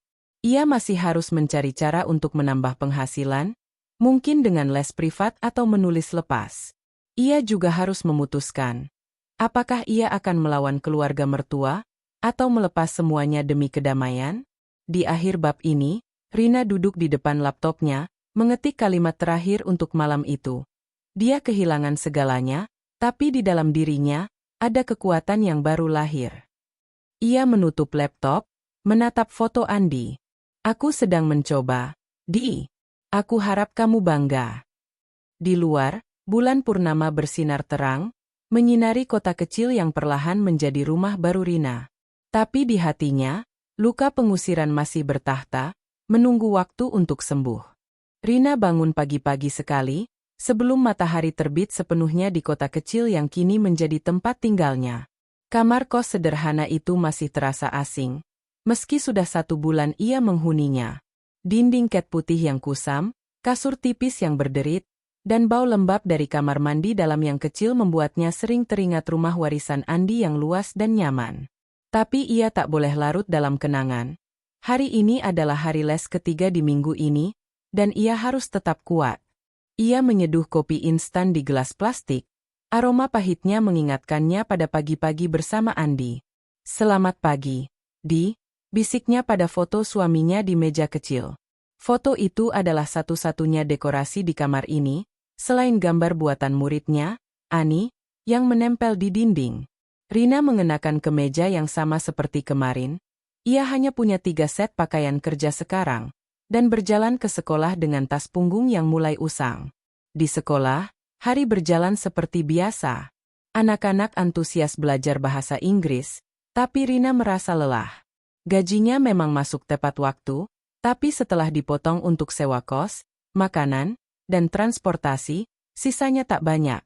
Ia mulai mencari les privat tambahan, tapi kompetisi di kota kecil ini ketat. Banyak guru les lain yang lebih berpengalaman, dan Rina sering ditolak karena kurang referensi. Ia tahu, gosip tentang dirinya mulai menyebar dari desa asalnya. Beberapa kenalan lama yang kebetulan bertemu di pasar bilang, "Kamu yang diusir keluarga mertua ya?" Kasihan sekali. Gosip itu seperti duri yang menusuk hati Rina. Ia tak tahu bagaimana cerita itu sampai ke sini, tapi kemungkinan besar dari Lina atau Budi yang suka bergosip di media sosial. Rina jarang membuka akunnya sekarang, tapi Maya pernah bilang, mereka posting foto rumah baru. Rin, kayaknya uang dari jual rumah Andi dipakai beli villa kecil di desa. Rina merasa sakit hati setiap kali memikirkannya. Keluarga mertua menikmati hasil pengkhianatan mereka, sementara ia berjuang untuk makan 3 kali sehari. Bu Siti mungkin sedang duduk di teras villa baru, minum teh sambil mengeluh soal mantan menantu yang tak tahu diri. Lina, dengan gaya hidupnya yang mewah, mungkin belanja baju baru setiap minggu. Budi, yang ambisius, pasti sudah mulai bisnis baru dengan modal itu. Sementara Rina, ia harus menghitung setiap rupiah. Siang itu, setelah mengajar, Rina mampir ke warung Bu Tuti untuk makan siang murah. Nasi bungkus dengan lauk tempe dan sayur, harganya cuma 10.000. Bu Tuti, yang sudah seperti teman, bertanya, "Mbak Rina, kelihatan capek. Kerjaannya berat ya?" Rina tersenyum lemas. "Biasa aja, Bu. Hidup baru, harus adaptasi." Bu Tuti mengangguk bijak. "Saya dulu juga janda, Mbak. Suami meninggal karena sakit, keluarga mertua malah ambil tanah sawah. Tapi lihat sekarang, warung ini hasil keringat sendiri. Kamu pasti bisa." Kata-kata Bu Tuti menghangatkan hati Rina. Ia bukan satu-satunya yang mengalami ini, banyak wanita seperti dirinya yang bangkit dari keterpurukan. Tapi tantangan tak berhenti di situ. Malam itu, saat Rina menghitung pengeluaran, ia menyadari uang hasil penjualan perhiasan sudah tersisa 20 juta. Jika tak hati-hati, dalam 6 bulan ia bisa bangkrut. Ia mulai mencari pekerjaan sampingan, seperti menulis artikel lepas untuk koran lokal, tapi bayarannya kecil dan tak pasti. Keesokan harinya, Rina mendapat kunjungan tak terduga. Saat ia pulang dari sekolah, Maya datang ke kos dengan wajah ceria, membawa tas belanjaan. "Rin, aku bawa makanan." Dan ada kabar baik, aku kenalin kamu sama sahabat lamaku, Pak Dimas. Dia pengusaha kecil di sini, mungkin bisa kasih kesempatan kerja. Rina terkejut. Dimas? Yang dulu kuliah bareng kita di kampus. Maya mengangguk. Iya, dia sekarang punya usaha catering kecil. Butuh orang untuk bantu admin dan masak sederhana. Kamu kan jago masak, Rin. Rina ragu. Ia tak ingin jadi beban, tapi peluang itu terlalu bagus untuk dilewatkan. Esoknya, Maya mengajaknya bertemu Dimas di sebuah kafe kecil di pusat kota. Dimas, pria berusia 35 dengan senyum ramah dan mata cerdas, langsung mengenali Rina. Rina, lama nggak ketemu. Maya cerita soal situasimu. Maaf ya atas Andi. Rina mengangguk, mencoba tak menangis. Terima kasih, Mas Dimas. Aku lagi cari kerja tambahan. Dimas menjelaskan usahanya. Catering untuk acara kecil seperti rapat kantor atau ulang tahun. Aku butuh orang yang bisa bantu resep dan pengiriman. Gajinya nggak besar, tapi bisa tambah pengalaman. Mulai besok. Rina setuju.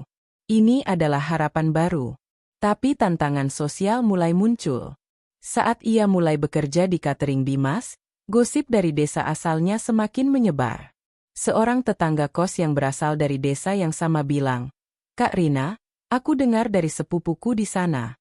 Katanya kamu diusir karena rebut harta. Bener enggak? Rina merasa marah dan malu. Ia menjelaskan singkat, itu enggak benar. Mereka yang ambil semuanya. Tapi gosip seperti api liar, semakin dibantah, semakin membesar.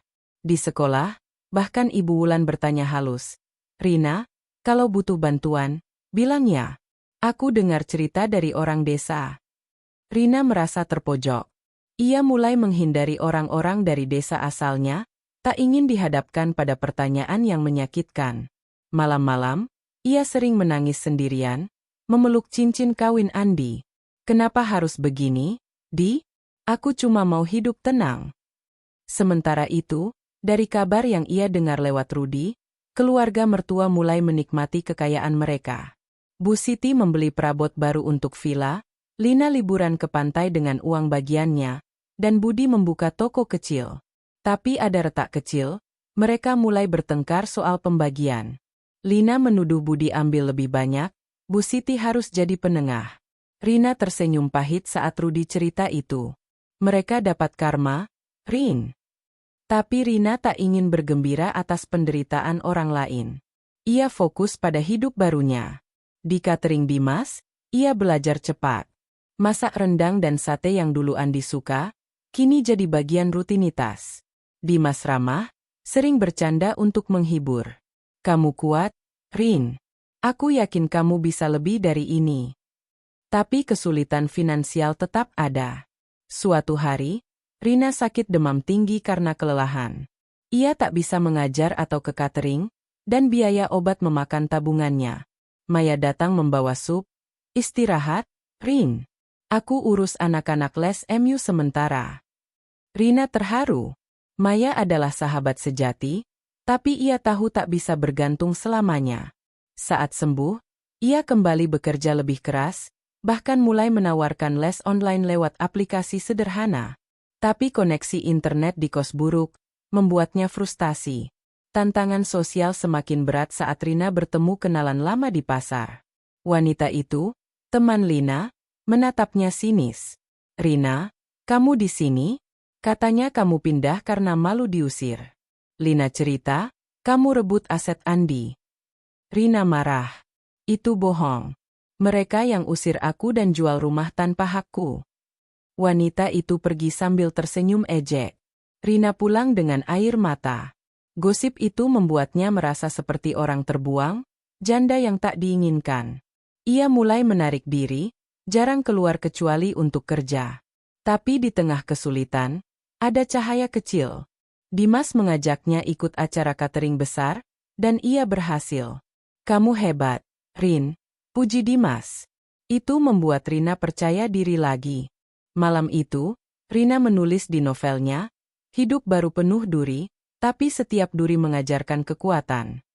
Ia tahu, Tantangan ini adalah ujian, dan ia harus lulus. Hari demi hari, Rina menghadapi lebih banyak rintangan. Tagihan listrik naik, murid les berkurang karena musim hujan, dan gosip yang tak berhenti. Tapi ia tak menyerah. Dengan dukungan Maya dan Dimas, ia mulai melihat harapan. Keluarga mertua mungkin menikmati kekayaan sementara, tapi Rina tahu, kebahagiaan sejati datang dari perjuangan sendiri. Di akhir minggu itu, Rina duduk di teras kos, memandang bintang. Aku akan lewati ini, bisiknya. Tantangan hidup baru ini keras, tapi ia semakin kuat. Rina berdiri di depan kafe kecil di pusat kota, hatinya berdegup kencang.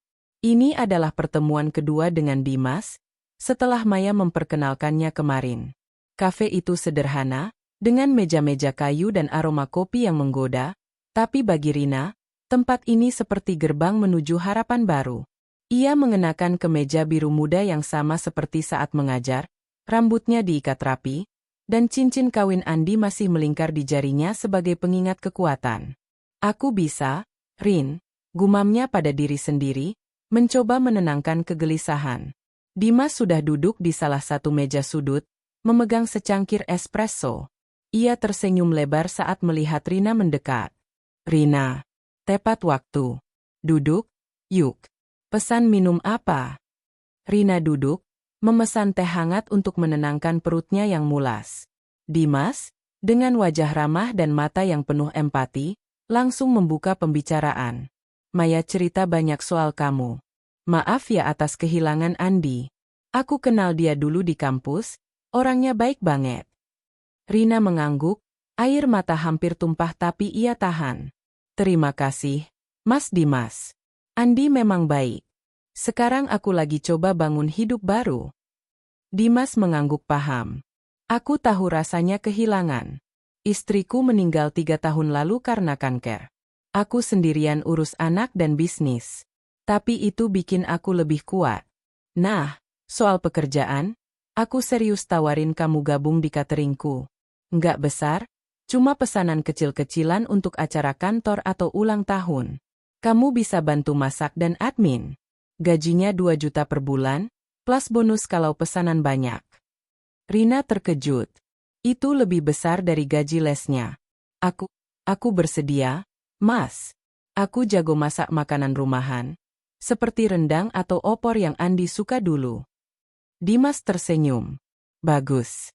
Mulai besok, datang ke dapurku di pinggir kota. Kita mulai dari sana. Pertemuan itu berlangsung singkat tapi penuh harapan. Pulang ke kos, Rina merasa ada angin segar.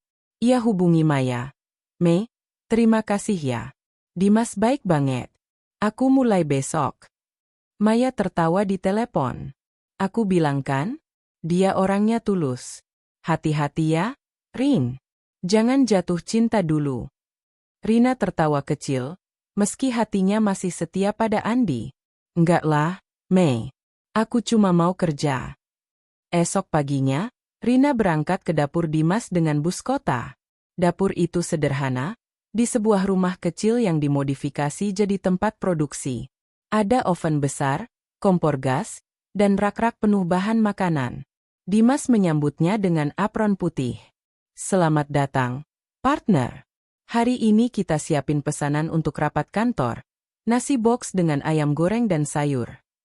Rina langsung bergabung, tangannya lincah memotong sayur dan membumbui ayam. Aroma rempah-rempah mengisi udara, mengingatkannya pada dapur rumah warisan dulu. Saat bekerja, Dimas cerita tentang bisnisnya. Aku mulai dari nol setelah istri meninggal. Dulu cuma jual kue basah di pasar. Sekarang sudah punya pelanggan tetap. Kamu bisa bantu kembangin menu, Rin. Ide DMU pasti bagus. Rina tersenyum, merasa dihargai. Ia usulkan menu baru, salad buah dengan dressing yogurt, yang dulu Andi suka. Dimas setuju. Ide bagus. Kita coba minggu depan. Hari-hari pertama di catering berjalan lancar, meski melelahkan. Rina bangun pagi, mengajar les pagi, lalu ke dapur Dimas siang hingga sore. Tubuhnya capek, tapi hatinya puas. Ia mulai belajar mandiri, mengelola pesanan via ponsel, menghitung biaya bahan, bahkan mengantar pesanan ke pelanggan. Dimas sering memuji, "Kamu cepat belajar, Rin. Tanpa kamu, aku kewalahan." Tapi tantangan tak hilang begitu saja. Gosip dari desa asalnya masih menyusup. Suatu hari, saat mengantar pesanan ke sebuah kantor, Rina bertemu kenalan lama yang bekerja di sana. "Rina, kamu kerja catering sekarang? Katanya dulu punya rumah besar, kok sekarang begini?" Rina menahan sakit hati. "Hidup berubah, Mbak. Aku lagi bangun dari nol." Kenalan itu tersenyum sinis. "Oh, iya. Dengar-dengar dari Lina, kamu diusir karena rebut harta." Kasihannya. Rina pulang dengan air mata. Di dapur Dimas, ia cerita sekilas. Dimas mendengar dengan sabar. "Jangan dengerin gosip, Rin. Orang yang bahagia nggak perlu ngegosipin orang lain. Fokus aja ke depan." Kata-kata Dimas menghibur. Ia mulai melihat Dimas bukan hanya sebagai bos, tapi teman. Dimas punya anak laki-laki berusia 5 tahun, Arka, yang sering datang ke dapur. Arka lucu, suka main dengan Rina. "Tante Rina, bikin kue yuk," katanya suatu sore. Rina tersenyum, mengajak Arka membuat cookies sederhana. Melihat Arka tertawa, Rina teringat rencana punya anak dengan Andi yang tak kesampaian. "Andi, kalau kita punya anak, pasti seperti ini," bisiknya dalam hati. Bisnis mulai berkembang.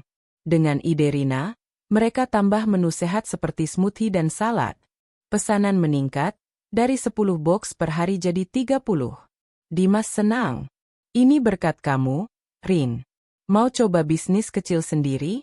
Aku bisa bantu modal awal." Rina ragu. "Aku? Belum siap, Mas." Dimas meyakinkan. "Kamu mandiri kok. Mulai dari catering rumahan di kos MU. Aku kasih resep dan kontak supplier." Ide itu menggoda. Rina mulai memikirkan usaha sendiri, catering kecil untuk tetangga kos dan sekolah. Ia gunakan gaji dari Dimas dan les untuk beli peralatan dasar, panci, blender, dan kemasan. Malam-malam, ia latihan masak di dapur bersama kos, meski ruangannya sempit. Pertemuan tak terduga dengan Dimas membuka mata Rina tentang kekuatan dalam dirinya.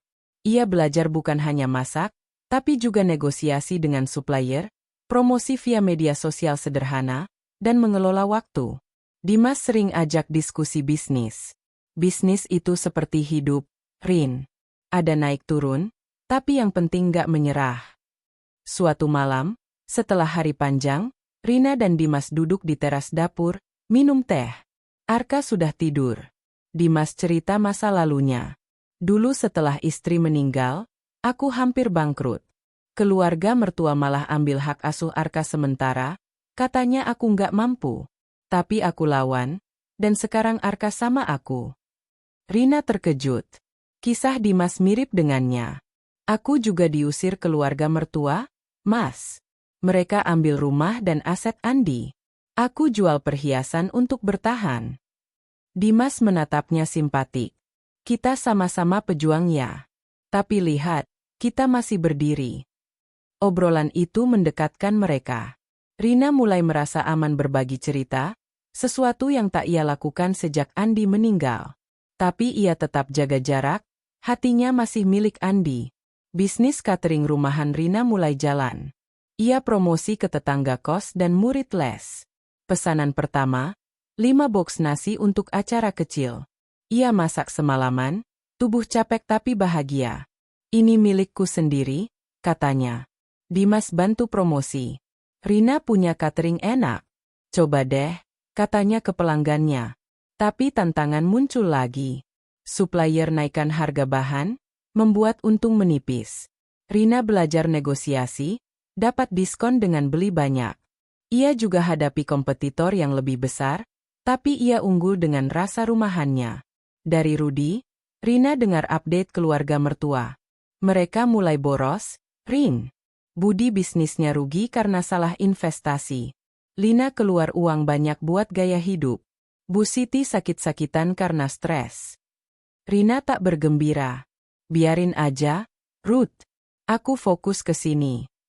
Pertemuan dengan Dimas tak hanya soal bisnis, tapi juga penyembuhan. Ia ajak Rina ke taman kota bersama Arka, piknik sederhana. Istirahat penting, Rin. Jangan kerja terus. Di taman, melihat Arka bermain, Rina merasa hangat. Terima kasih, Mas. Kamu bantu aku bangkit. Dimas tersenyum. Kamu yang bangkit sendiri, Rin. Aku cuma dorong. Malam itu, di kos, Rina tulis novelnya lagi. Cerita heroinnya sekarang punya teman yang bantu bangun bisnis. Seperti Dimas, gumamnya. Rina berdiri di dapur kecil yang baru ia sewa, memandang panci-panci stainless yang berkilau di rak sederhana. Dapur ini, meski hanya seluas 5 meter persegi, adalah miliknya. Langkah pertama menuju kemandirian sejati. Aroma ayam bakar dan sambal terasi memenuhi udara, hasil pesanan catering untuk acara ulang tahun tetangga kos. 2 bulan telah berlalu sejak ia mulai bekerja dengan Dimas, dan kini usaha catering rumanannya mulai menunjukkan hasil. Dari 5 box nasi per hari, kini ia bisa mengelola hingga 30 box, meski dengan keringat dan malam-malam panjang. Rina tersenyum kecil, mengingat kata-kata Andi dulu. Kamu punya tangan ajaib di dapur, Rin. Suatu hari, semua orang akan tahu. Tapi keberhasilan kecil ini tak datang tanpa perjuangan. Rina bangun jam 4 pagi setiap hari, menyiapkan bahan untuk catering sebelum berangkat mengajar les di sekolah. Setelah mengajar, ia kembali ke dapur, memasak, mengemas, dan mengantar pesanan. Tubuhnya sering terasa seperti akan runtuh. Tapi setiap kali melihat pelanggan tersenyum puas, ia merasa semua lelah itu worth it. Uang yang ia hasilkan, sekitar 3 juta per bulan dari catering dan les, cukup untuk membayar sewa dapur, kos, dan kebutuhan sehari-hari. Tabungannya yang tersisa dari penjualan perhiasan kini hanya 15 juta, tapi ia mulai percaya diri bahwa ia bisa bertahan tanpa menyentuhnya. Dimas adalah pendorong utama. Ia tak hanya memberi saran bisnis, tapi juga membantu promosi. Catering Rina recommended banget. Tulisnya di grup WhatsApp komunitas lokal. Pelanggan mulai berdatangan, ibu-ibu PKK, pegawai kantor, bahkan guru-guru di sekolah Rina. Salah satu pelanggan tetap, Ibu Wulan, kepala sekolah, memesan 50 box nasi untuk acara sekolah.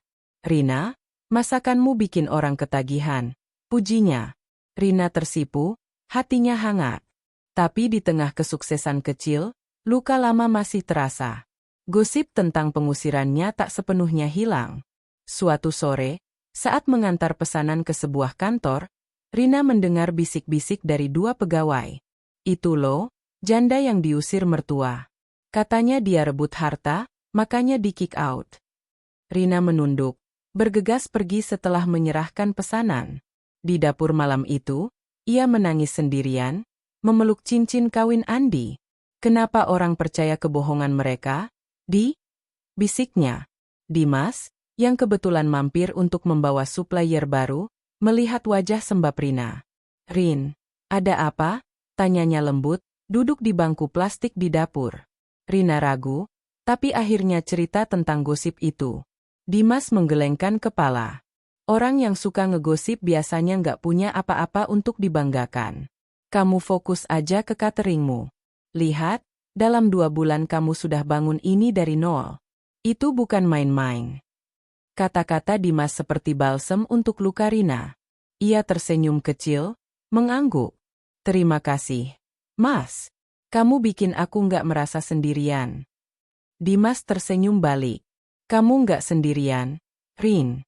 Ada aku, Arka, Maya, Bu Tuti. Kami timmu sekarang. Malam itu, Rina melanjutkan menulis novelnya. Cerita heroinnya kini mulai membangun usaha kecil, mirip seperti dirinya. Setiap kalimat terasa seperti cerminan perjuangannya, dan menulis jadi pelarian dari rasa sakit. Ia juga mulai memikirkan untuk menerbitkan novel itu, meski ia tahu prosesnya panjang dan mahal. Kalau berhasil, ini untuk kamu, gumamnya, menatap foto Andi. Beberapa minggu kemudian, kesuksesan Rina membawa hasil nyata. Dengan tabungan yang ia sisihkan, ia membeli sebuah rumah kecil bekas di pinggir kota. Rumah itu sederhana, hanya satu kamar tidur dan ruang tamu kecil, tapi cukup untuknya. Harganya 50 juta, dan ia membayar 10 juta sebagai DP, sisanya dicicil selama 3 tahun. Hari saat ia menerima kunci rumah, Rina menangis bahagia. "Ini rumah kita, Di," katanya, memegang foto Andi saat berdiri di teras rumah baru itu. Maya datang membantu pindahan, membawa kue sebagai ucapan selamat. "Rin, kamu luar biasa. Dari nol, sekarang punya rumah sendiri." Rina memeluk Maya. "Tanpa kamu, aku nggak akan sampai sini."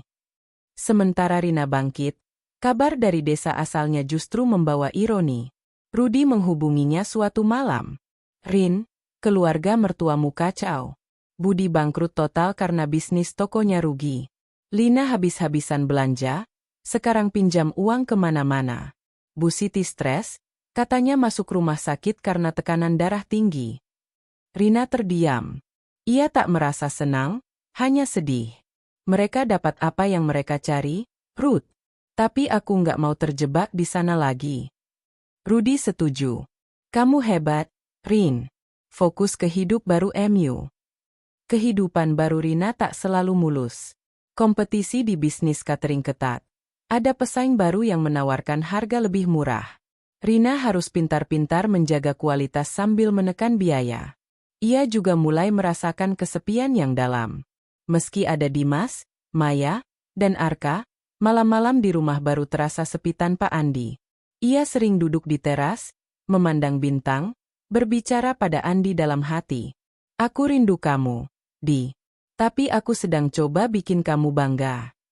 Suatu hari, Dimas mengajak Rina ke pameran UMKM lokal untuk promosi catering. Di sana, Rina bertemu banyak pengusaha kecil lain, termasuk seorang wanita bernama Sari yang menjual kerajinan tangan. Sari cerita tentang perjuangannya sebagai janda, mirip Rina. "Dulu aku pikir hidupku selesai setelah suami meninggal. Tapi lihat sekarang, aku punya toko kecil," katanya. Cerita Sari menginspirasi Rina. Ia mulai berpikir untuk memperluas cateringnya, mungkin membuka warung kecil seperti Bu Tuti. Dimas mendukung. "Aku bantu cari lokasi, Rin. Kita mulai pelan-pelan." Hari itu, di pameran, catering Rina laku keras. Ia pulang dengan pesanan baru untuk sebulan ke depan. Tapi di tengah kebahagiaan, ia mendapat kabar mengejutkan dari Maya. "Rin, aku dengar dari teman di desa. Bu Siti kirim pesan ke kamu lewat tetangga. Katanya dia mau minta maaf." Rina terkejut. "Minta maaf? Setelah semua yang mereka lakukan?" Maya mengangguk. Katanya dia menyesal. Mereka kehabisan uang, dan sekarang sadar salah. Rina tak tahu harus merasa apa. Bagian dirinya ingin memaafkan, tapi luka pengusiran masih terlalu dalam. "Biar aku pikirkan, Mei." Malam itu, di rumah barunya, Rina menulis di novelnya. Dia bangkit dari abu, tapi luka lama masih membakar. Maafkah dia musuhnya, atau biarkan mereka tenggelam dalam dosa mereka sendiri? Ia menutup laptop, merasa konflik batin. Keesokan harinya, Rina kembali ke rutinitas. Ia masak, mengajar, dan melayani pelanggan dengan senyum. Dimas datang membawa Arka, yang memberi Rina gambar bunga. "Untuk Tante Rina," katanya ceria. Rina memeluk Arka, hatinya hangat. Ia sadar, meski keluarga mertua menghancurkannya, ia telah membangun keluarga baru. Maya, Dimas, Arka, Bu Tuti. Mereka adalah pilarnya sekarang. Di akhir minggu, Rina mendapat kontrak besar. Catering untuk pernikahan sederhana dengan 100 porsi. Ia bekerja keras, dibantu Dimas dan Maya. Saat melihat pengantin tersenyum bahagia, Rina teringat pernikahannya dengan Andi. Ia menangis diam-diam, tapi kali ini bukan karena sedih, melainkan karena bangga. Ia telah bangkit dari abu, membangun sesuatu dari ketiadaan. Rina duduk di teras rumah barunya malam itu, memandang bulan. "Lihat, Di, aku punya rumah lagi. Kecil, tapi milikku." Ia tahu, perjuangan belum selesai. Tapi untuk pertama kalinya, ia merasa kuat, bukan hanya bertahan, tapi benar-benar hidup. Di ujung bab ini, Rina membuka ponselnya, melihat pesan dari tetangga desa yang menyampaikan permintaan maaf Bu Siti. Ia menatap pesan itu lama, jarinya ragu di atas tombol balas. Maaf bukan segalanya, gumamnya. Tapi di hatinya, ia tahu, langkah berikutnya adalah menghadapi masa lalu untuk bisa benar-benar bebas. Rina duduk di teras rumah kecilnya, memandang bulan purnama yang menggantung di langit malam kota kecil itu. Angin sejuk membelai wajahnya, membawa aroma tanah basah setelah hujan sore tadi. Di tangannya, ponsel menampilkan pesan dari tetangga di desa lama, menyampaikan permintaan maaf Bu Siti. Bu Siti bilang dia menyesal, Rin. Dia mau ketemu, minta kamu datang ke desa. Pesan itu sudah 3 hari berada di ponselnya, tapi Rina belum membalas. Setiap kali membacanya, dadanya terasa sesak, campuran antara kemarahan, luka, dan kebingungan. Maaf, setelah pengusiran, pengkhianatan, dan penghinaan, apa artinya kata maaf sekarang? 2 bulan telah berlalu sejak Rina membeli rumah kecil ini. Usaha cateringnya kini stabil, dengan pesanan rutin dari sekolah, kantor, dan acara keluarga. Ia bahkan mulai mempekerjakan seorang asisten, seorang gadis muda bernama Tika, untuk membantu mengemas dan mengantar pesanan. Gajinya dari les dan catering cukup untuk membayar cicilan rumah, sewa dapur, dan kebutuhan sehari-hari. Tabungannya kini tinggal 10 juta, tapi Rina merasa lebih aman secara finansial. Ia juga makin aktif menulis novelnya, yang kini hampir selesai. Cerita heroinnya kini berdiri di persimpangan, memaafkan atau melupakan musuhnya. Namun, pesan dari Bu Siti membuka kembali luka lama. Rina teringat malam pengusiran, kata-kata Bu Siti yang tajam seperti pisau. Kamu bukan keluarga kami.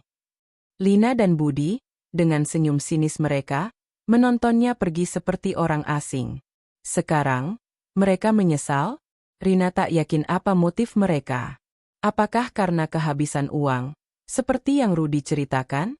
Ataukah hanya pura-pura untuk menenangkan hati nurani mereka? Rina menghubungi Maya malam itu, menceritakan pesan itu sambil minum teh di ruang tamu kecilnya. Maya mendengar dengan serius, alisnya berkerut. Rin, hati-hati. Menurutku, mereka cuma mau minta bantuan. Rudi bilang kan, mereka bangkrut. Budi rugi besar, Lina utang ke teman-temannya, dan Bu Siti sakit-sakitan. Mungkin mereka pikir kamu sekarang sukses, jadi mereka coba dekati lagi. Rina mengangguk pelan. Aku tahu, Mei. Tapi bagian diriku ingin dengar apa yang mereka mau bilang.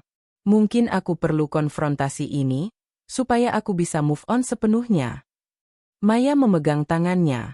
Kalau kamu yakin, aku dukung. Tapi jangan sendirian. Aku ikut, atau bawa Dimas.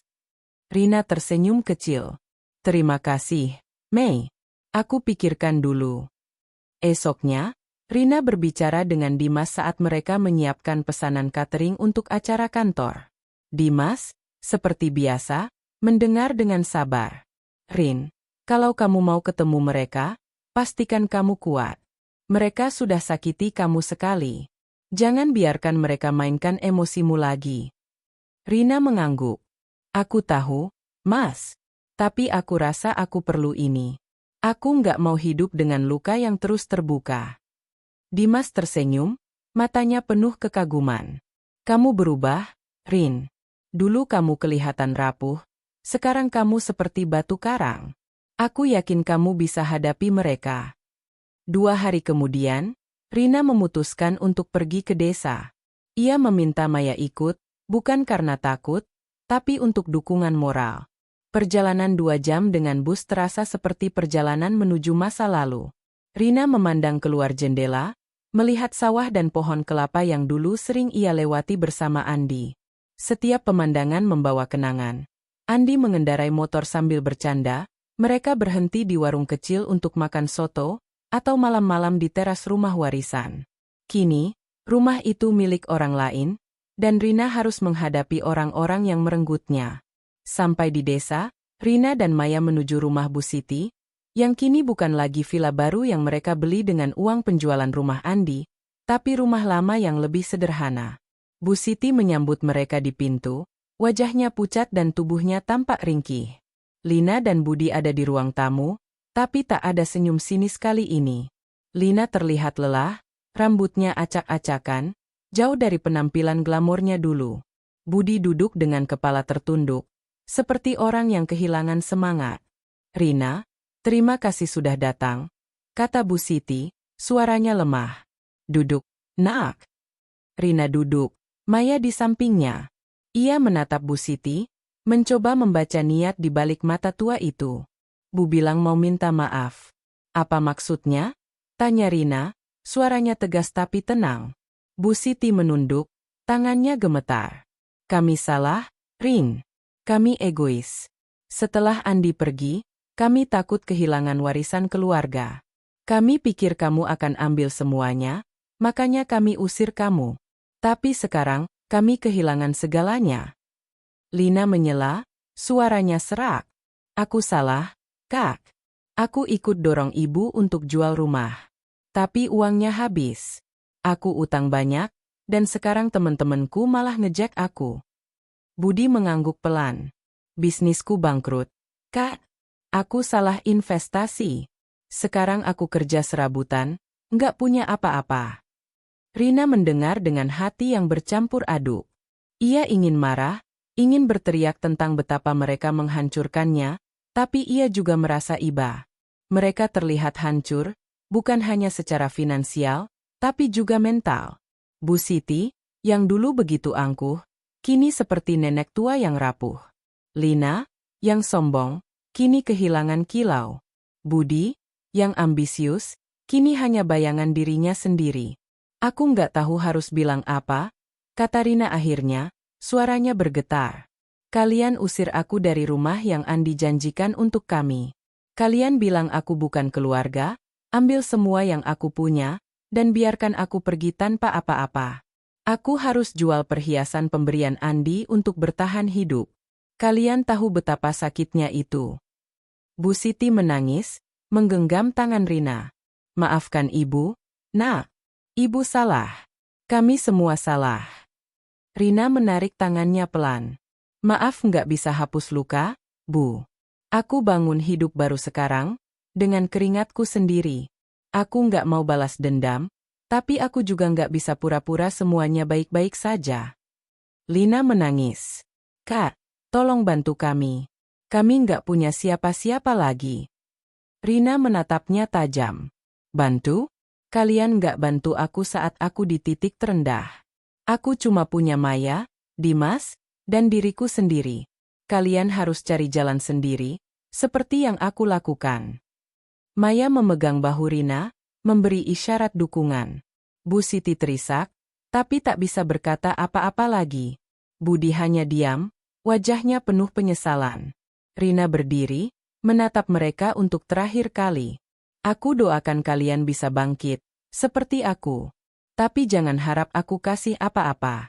Aku sudah kasih semua yang kalian minta, rumah, aset, dan ketenanganku." Rina dan Maya berjalan keluar, meninggalkan rumah itu. Di bus pulang, Rina menangis pelan, tapi kali ini bukan karena sedih, melainkan lega. Konfrontasi itu menyakitkan, tapi juga membebaskan. Ia tak memaafkan mereka sepenuhnya, luka itu terlalu dalam, tapi ia merasa beban di hatinya berkurang. Sampai di rumah kecilnya, Rina duduk di teras, menulis di novelnya. Dia menghadapi musuhnya, bukan untuk menang, tapi untuk melepaskan. Kini, dia bebas. Ia menutup laptop, memandang bintang. "Aku melakukannya, Di. Aku hadapi mereka." Malam itu, Rina tidur dengan tenang untuk pertama kalinya dalam setahun. Konfrontasi itu menutup babak lama dalam hidupnya. Ia tahu, masa depan menanti, dan ia siap melangkah tanpa bayang-bayang masa lalu. Rina berdiri di depan rumah kecilnya, memandang taman kecil yang baru ia tanami bunga melati. Aroma harum bunga itu mengingatkannya pada pagi-pagi bersama Andi di rumah warisan dulu, tapi kini kenangan itu tak lagi menyakitkan. 2 bulan telah berlalu sejak konfrontasi dengan keluarga mertua di desa, dan Rina merasa bebas, bukan hanya dari mereka, tapi juga dari luka yang selama ini membelenggu hatinya. Rumah kecil ini, meski sederhana dengan dinding cat putih dan atap genteng yang sedikit bocor saat hujan, adalah bukti perjuangannya. Ia membelinya dengan keringat sendiri, cicilan demi cicilan, dan setiap sudutnya dipenuhi harapan baru. Usaha catering Rina kini berkembang pesat. Dari 30 box nasi per hari, kini ia menangani hingga 50, dengan pelanggan tetap seperti sekolah, kantor notaris, dan kelompok ibu-ibu PKK. Tika, asistennya, kini bekerja penuh waktu, membantu memasak dan mengantar pesanan. Rina juga mulai menawarkan menu baru, kue-kue tradisional seperti klepon dan cenil, yang ternyata laris manis. Gajinya dari catering dan les kini mencapai 5 juta per bulan, cukup untuk hidup nyaman, membayar cicilan rumah, dan menabung sedikit untuk masa depan. Ia bahkan membeli laptop baru untuk menulis, menggantikan laptop tuanya yang sering hang. Novelnya, yang ia tulis sebagai pelarian dari kesedihan, kini selesai. Berjudul Dari Abu Menjadi Cahaya, cerita itu menceritakan perjuangan seorang janda yang bangkit dari pengkhianatan keluarga. Rina mengirim naskah itu ke beberapa penerbit kecil, meski ia tahu peluangnya tipis. Tapi setiap malam, saat menulis atau mengedit, ia merasa Andi ada di sisinya, tersenyum bangga. Kamu bilang aku bisa jadi penulis, Di. Aku coba wujudkan mimpimu, bisiknya pada foto Andi di meja kerjanya. Dimas tetap jadi pilar penting dalam hidup Rina. Ia tak hanya membantu bisnis, tapi juga menjadi teman dekat. Arka, anak Dimas, sering mampir ke rumah Rina, membawa tawa dengan tingkah polosnya. Suatu sore, saat mereka membuat kue bersama, Arka bertanya, "Tante Rina, kenapa nggak nikah sama papa? Kalau tante jadi mama aku, pasti seru." Rina tertawa, tapi hatinya berdebar. Ia menatap Dimas, yang tersenyum malu-malu. "Arka, jangan bikin Tante Rina bingung," kata Dimas, mengacak rambut anaknya. Tapi di matanya, Rina melihat sesuatu, perasaan yang tak terucap, tapi nyata. Rina sendiri bingung dengan perasaannya. Ia masih mencintai Andi, tapi Dimas telah memberinya kekuatan dan kehangatan yang tak ia duga. Ia tak ingin buru-buru. Luka pengusiran dan kehilangan Andi membuatnya hati-hati dengan hati. Tapi ia tak bisa menyangkal, kehadiran Dimas membuat hidupnya lebih berwarna. Suatu hari, kabar baik datang. Sebuah penerbit kecil di kota tetangga menghubungi Rina. "Naskah Anda menarik, Ibu Rina. Kami ingin terbitkan, tapi mungkin butuh revisi kecil. Bisa ketemu minggu depan." Rina hampir menjerit kegirangan. Ia hubungi Maya. "Mei, novelku diterima. Aku nggak nyangka." Maya berteriak di telepon. "Aku bilang kan, kamu hebat. Kita rayain, Rin." Malam itu, Rina, Maya, Dimas, dan Arka merayakan di warung Bu Tuti. Bu Tuti, yang kini jadi seperti ibu bagi Rina, menyediakan sate gratis. "Ini buat pejuang hebat," katanya, memeluk Rina. Mereka tertawa, makan, dan bercerita hingga larut. Untuk pertama kalinya, Rina merasa seperti punya keluarga lagi. Bukan keluarga darah, tapi keluarga yang terbentuk dari kasih dan dukungan. Beberapa minggu kemudian, Rina dan Dimas mulai bekerja sama lebih erat. Mereka membuka cabang kecil catering di kota tetangga, dengan Rina sebagai pengelola utama. Bisnis itu sukses, dan Rina mulai bermimpi membuka warung sendiri, seperti Bu Tuti. Dimas mendukung penuh. "Kamu bisa, Rin. Aku yakin warungmu bakal ramai." Di sela kesibukan, Rina mendapat kabar terbaru dari Rudi tentang keluarga mertua. Bu Siti kini tinggal di panti jompo karena Lina dan Budi tak mampu merawatnya. Lina bekerja sebagai penjaga toko setelah utangnya menumpuk, dan Budi jadi buruh bangunan. Rina tak merasa senang, hanya sedih. Mereka dapat akibat perbuatan mereka, Ruth. "Aku cuma berdoa mereka belajar sesuatu," katanya. Rina memutuskan tak menghubungi mereka lagi. Konfrontasi di desa sudah cukup untuk menutup luka masa lalu. Ia fokus pada hidupnya sekarang, bisnis, menulis, dan orang-orang yang mencintainya. Setahun kemudian, hidup Rina berubah drastis. Novelnya terbit, meski hanya cetakan kecil, tapi cukup laris di kota kecil itu. Ia diundang ke acara baca buku lokal, bercerita tentang perjuangannya. Banyak yang terinspirasi, terutama para janda dan ibu-ibu yang hadir. "Kamu bikin aku percaya aku bisa bangkit," kata salah satu penonton, membuat Rina menangis haru. Dimas, yang kini semakin dekat, mengajak Rina jalan-jalan ke taman kota bersama Arka. Di bawah pohon besar, Dimas bicara serius. "Rin, aku tahu kamu masih sayang Andi. Aku juga masih ingat istriku. Tapi aku pikir, kita bisa bangun sesuatu bersama. Aku nggak buru-buru, tapi aku suka sama kamu." Rina terdiam, hatinya hangat tapi takut. "Mas, aku juga suka sama kamu dan Arka. Tapi aku butuh waktu." Dimas mengangguk, tersenyum. "Aku tunggu, Rin. Selama yang kamu butuh." Malam itu, di rumahnya, Rina menulis epilog novelnya. Dia tak pernah melupakan cinta pertamanya, tapi dia belajar membuka hati untuk cinta baru.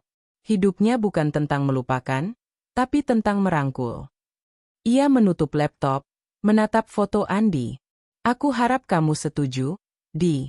Aku mau bahagia lagi." Beberapa bulan kemudian, Rina dan Dimas menikah dalam acara sederhana di rumah kecil Rina. Maya jadi saksi, Arka membawa cincin dengan wajah ceria, dan Bu Tuti menyiapkan makanan.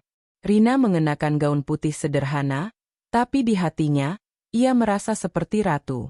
Cincin kawin Andi masih di jarinya, tapi kini ada cincin baru dari Dimas di jari lainnya, simbol cinta lama dan baru yang hidup berdampingan. Pernikahan itu bukan akhir, tapi awal. Rina dan Dimas membuka warung kecil bersama, kombinasi catering dan kafe sederhana.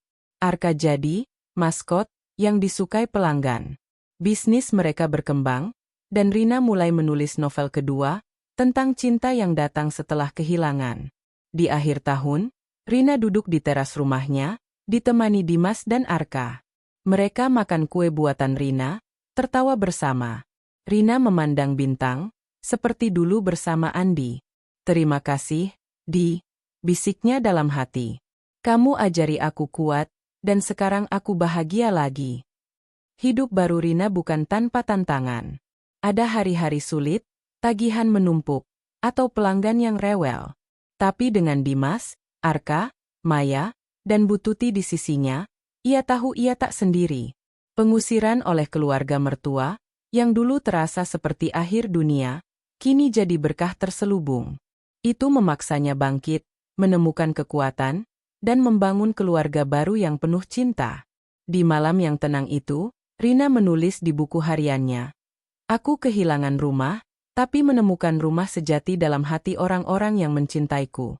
Aku kehilangan Andi, tapi dia selalu ada, mendorongku untuk hidup. Dan sekarang, aku bahagia." Ia menutup buku, memeluk Arka yang tertidur di pangkuannya, dan tersenyum pada Dimas. Hidup baru ini, dengan segala ketidaksempurnaannya, adalah hidup yang ia pilih, dan ia tak pernah merasa lebih hidup.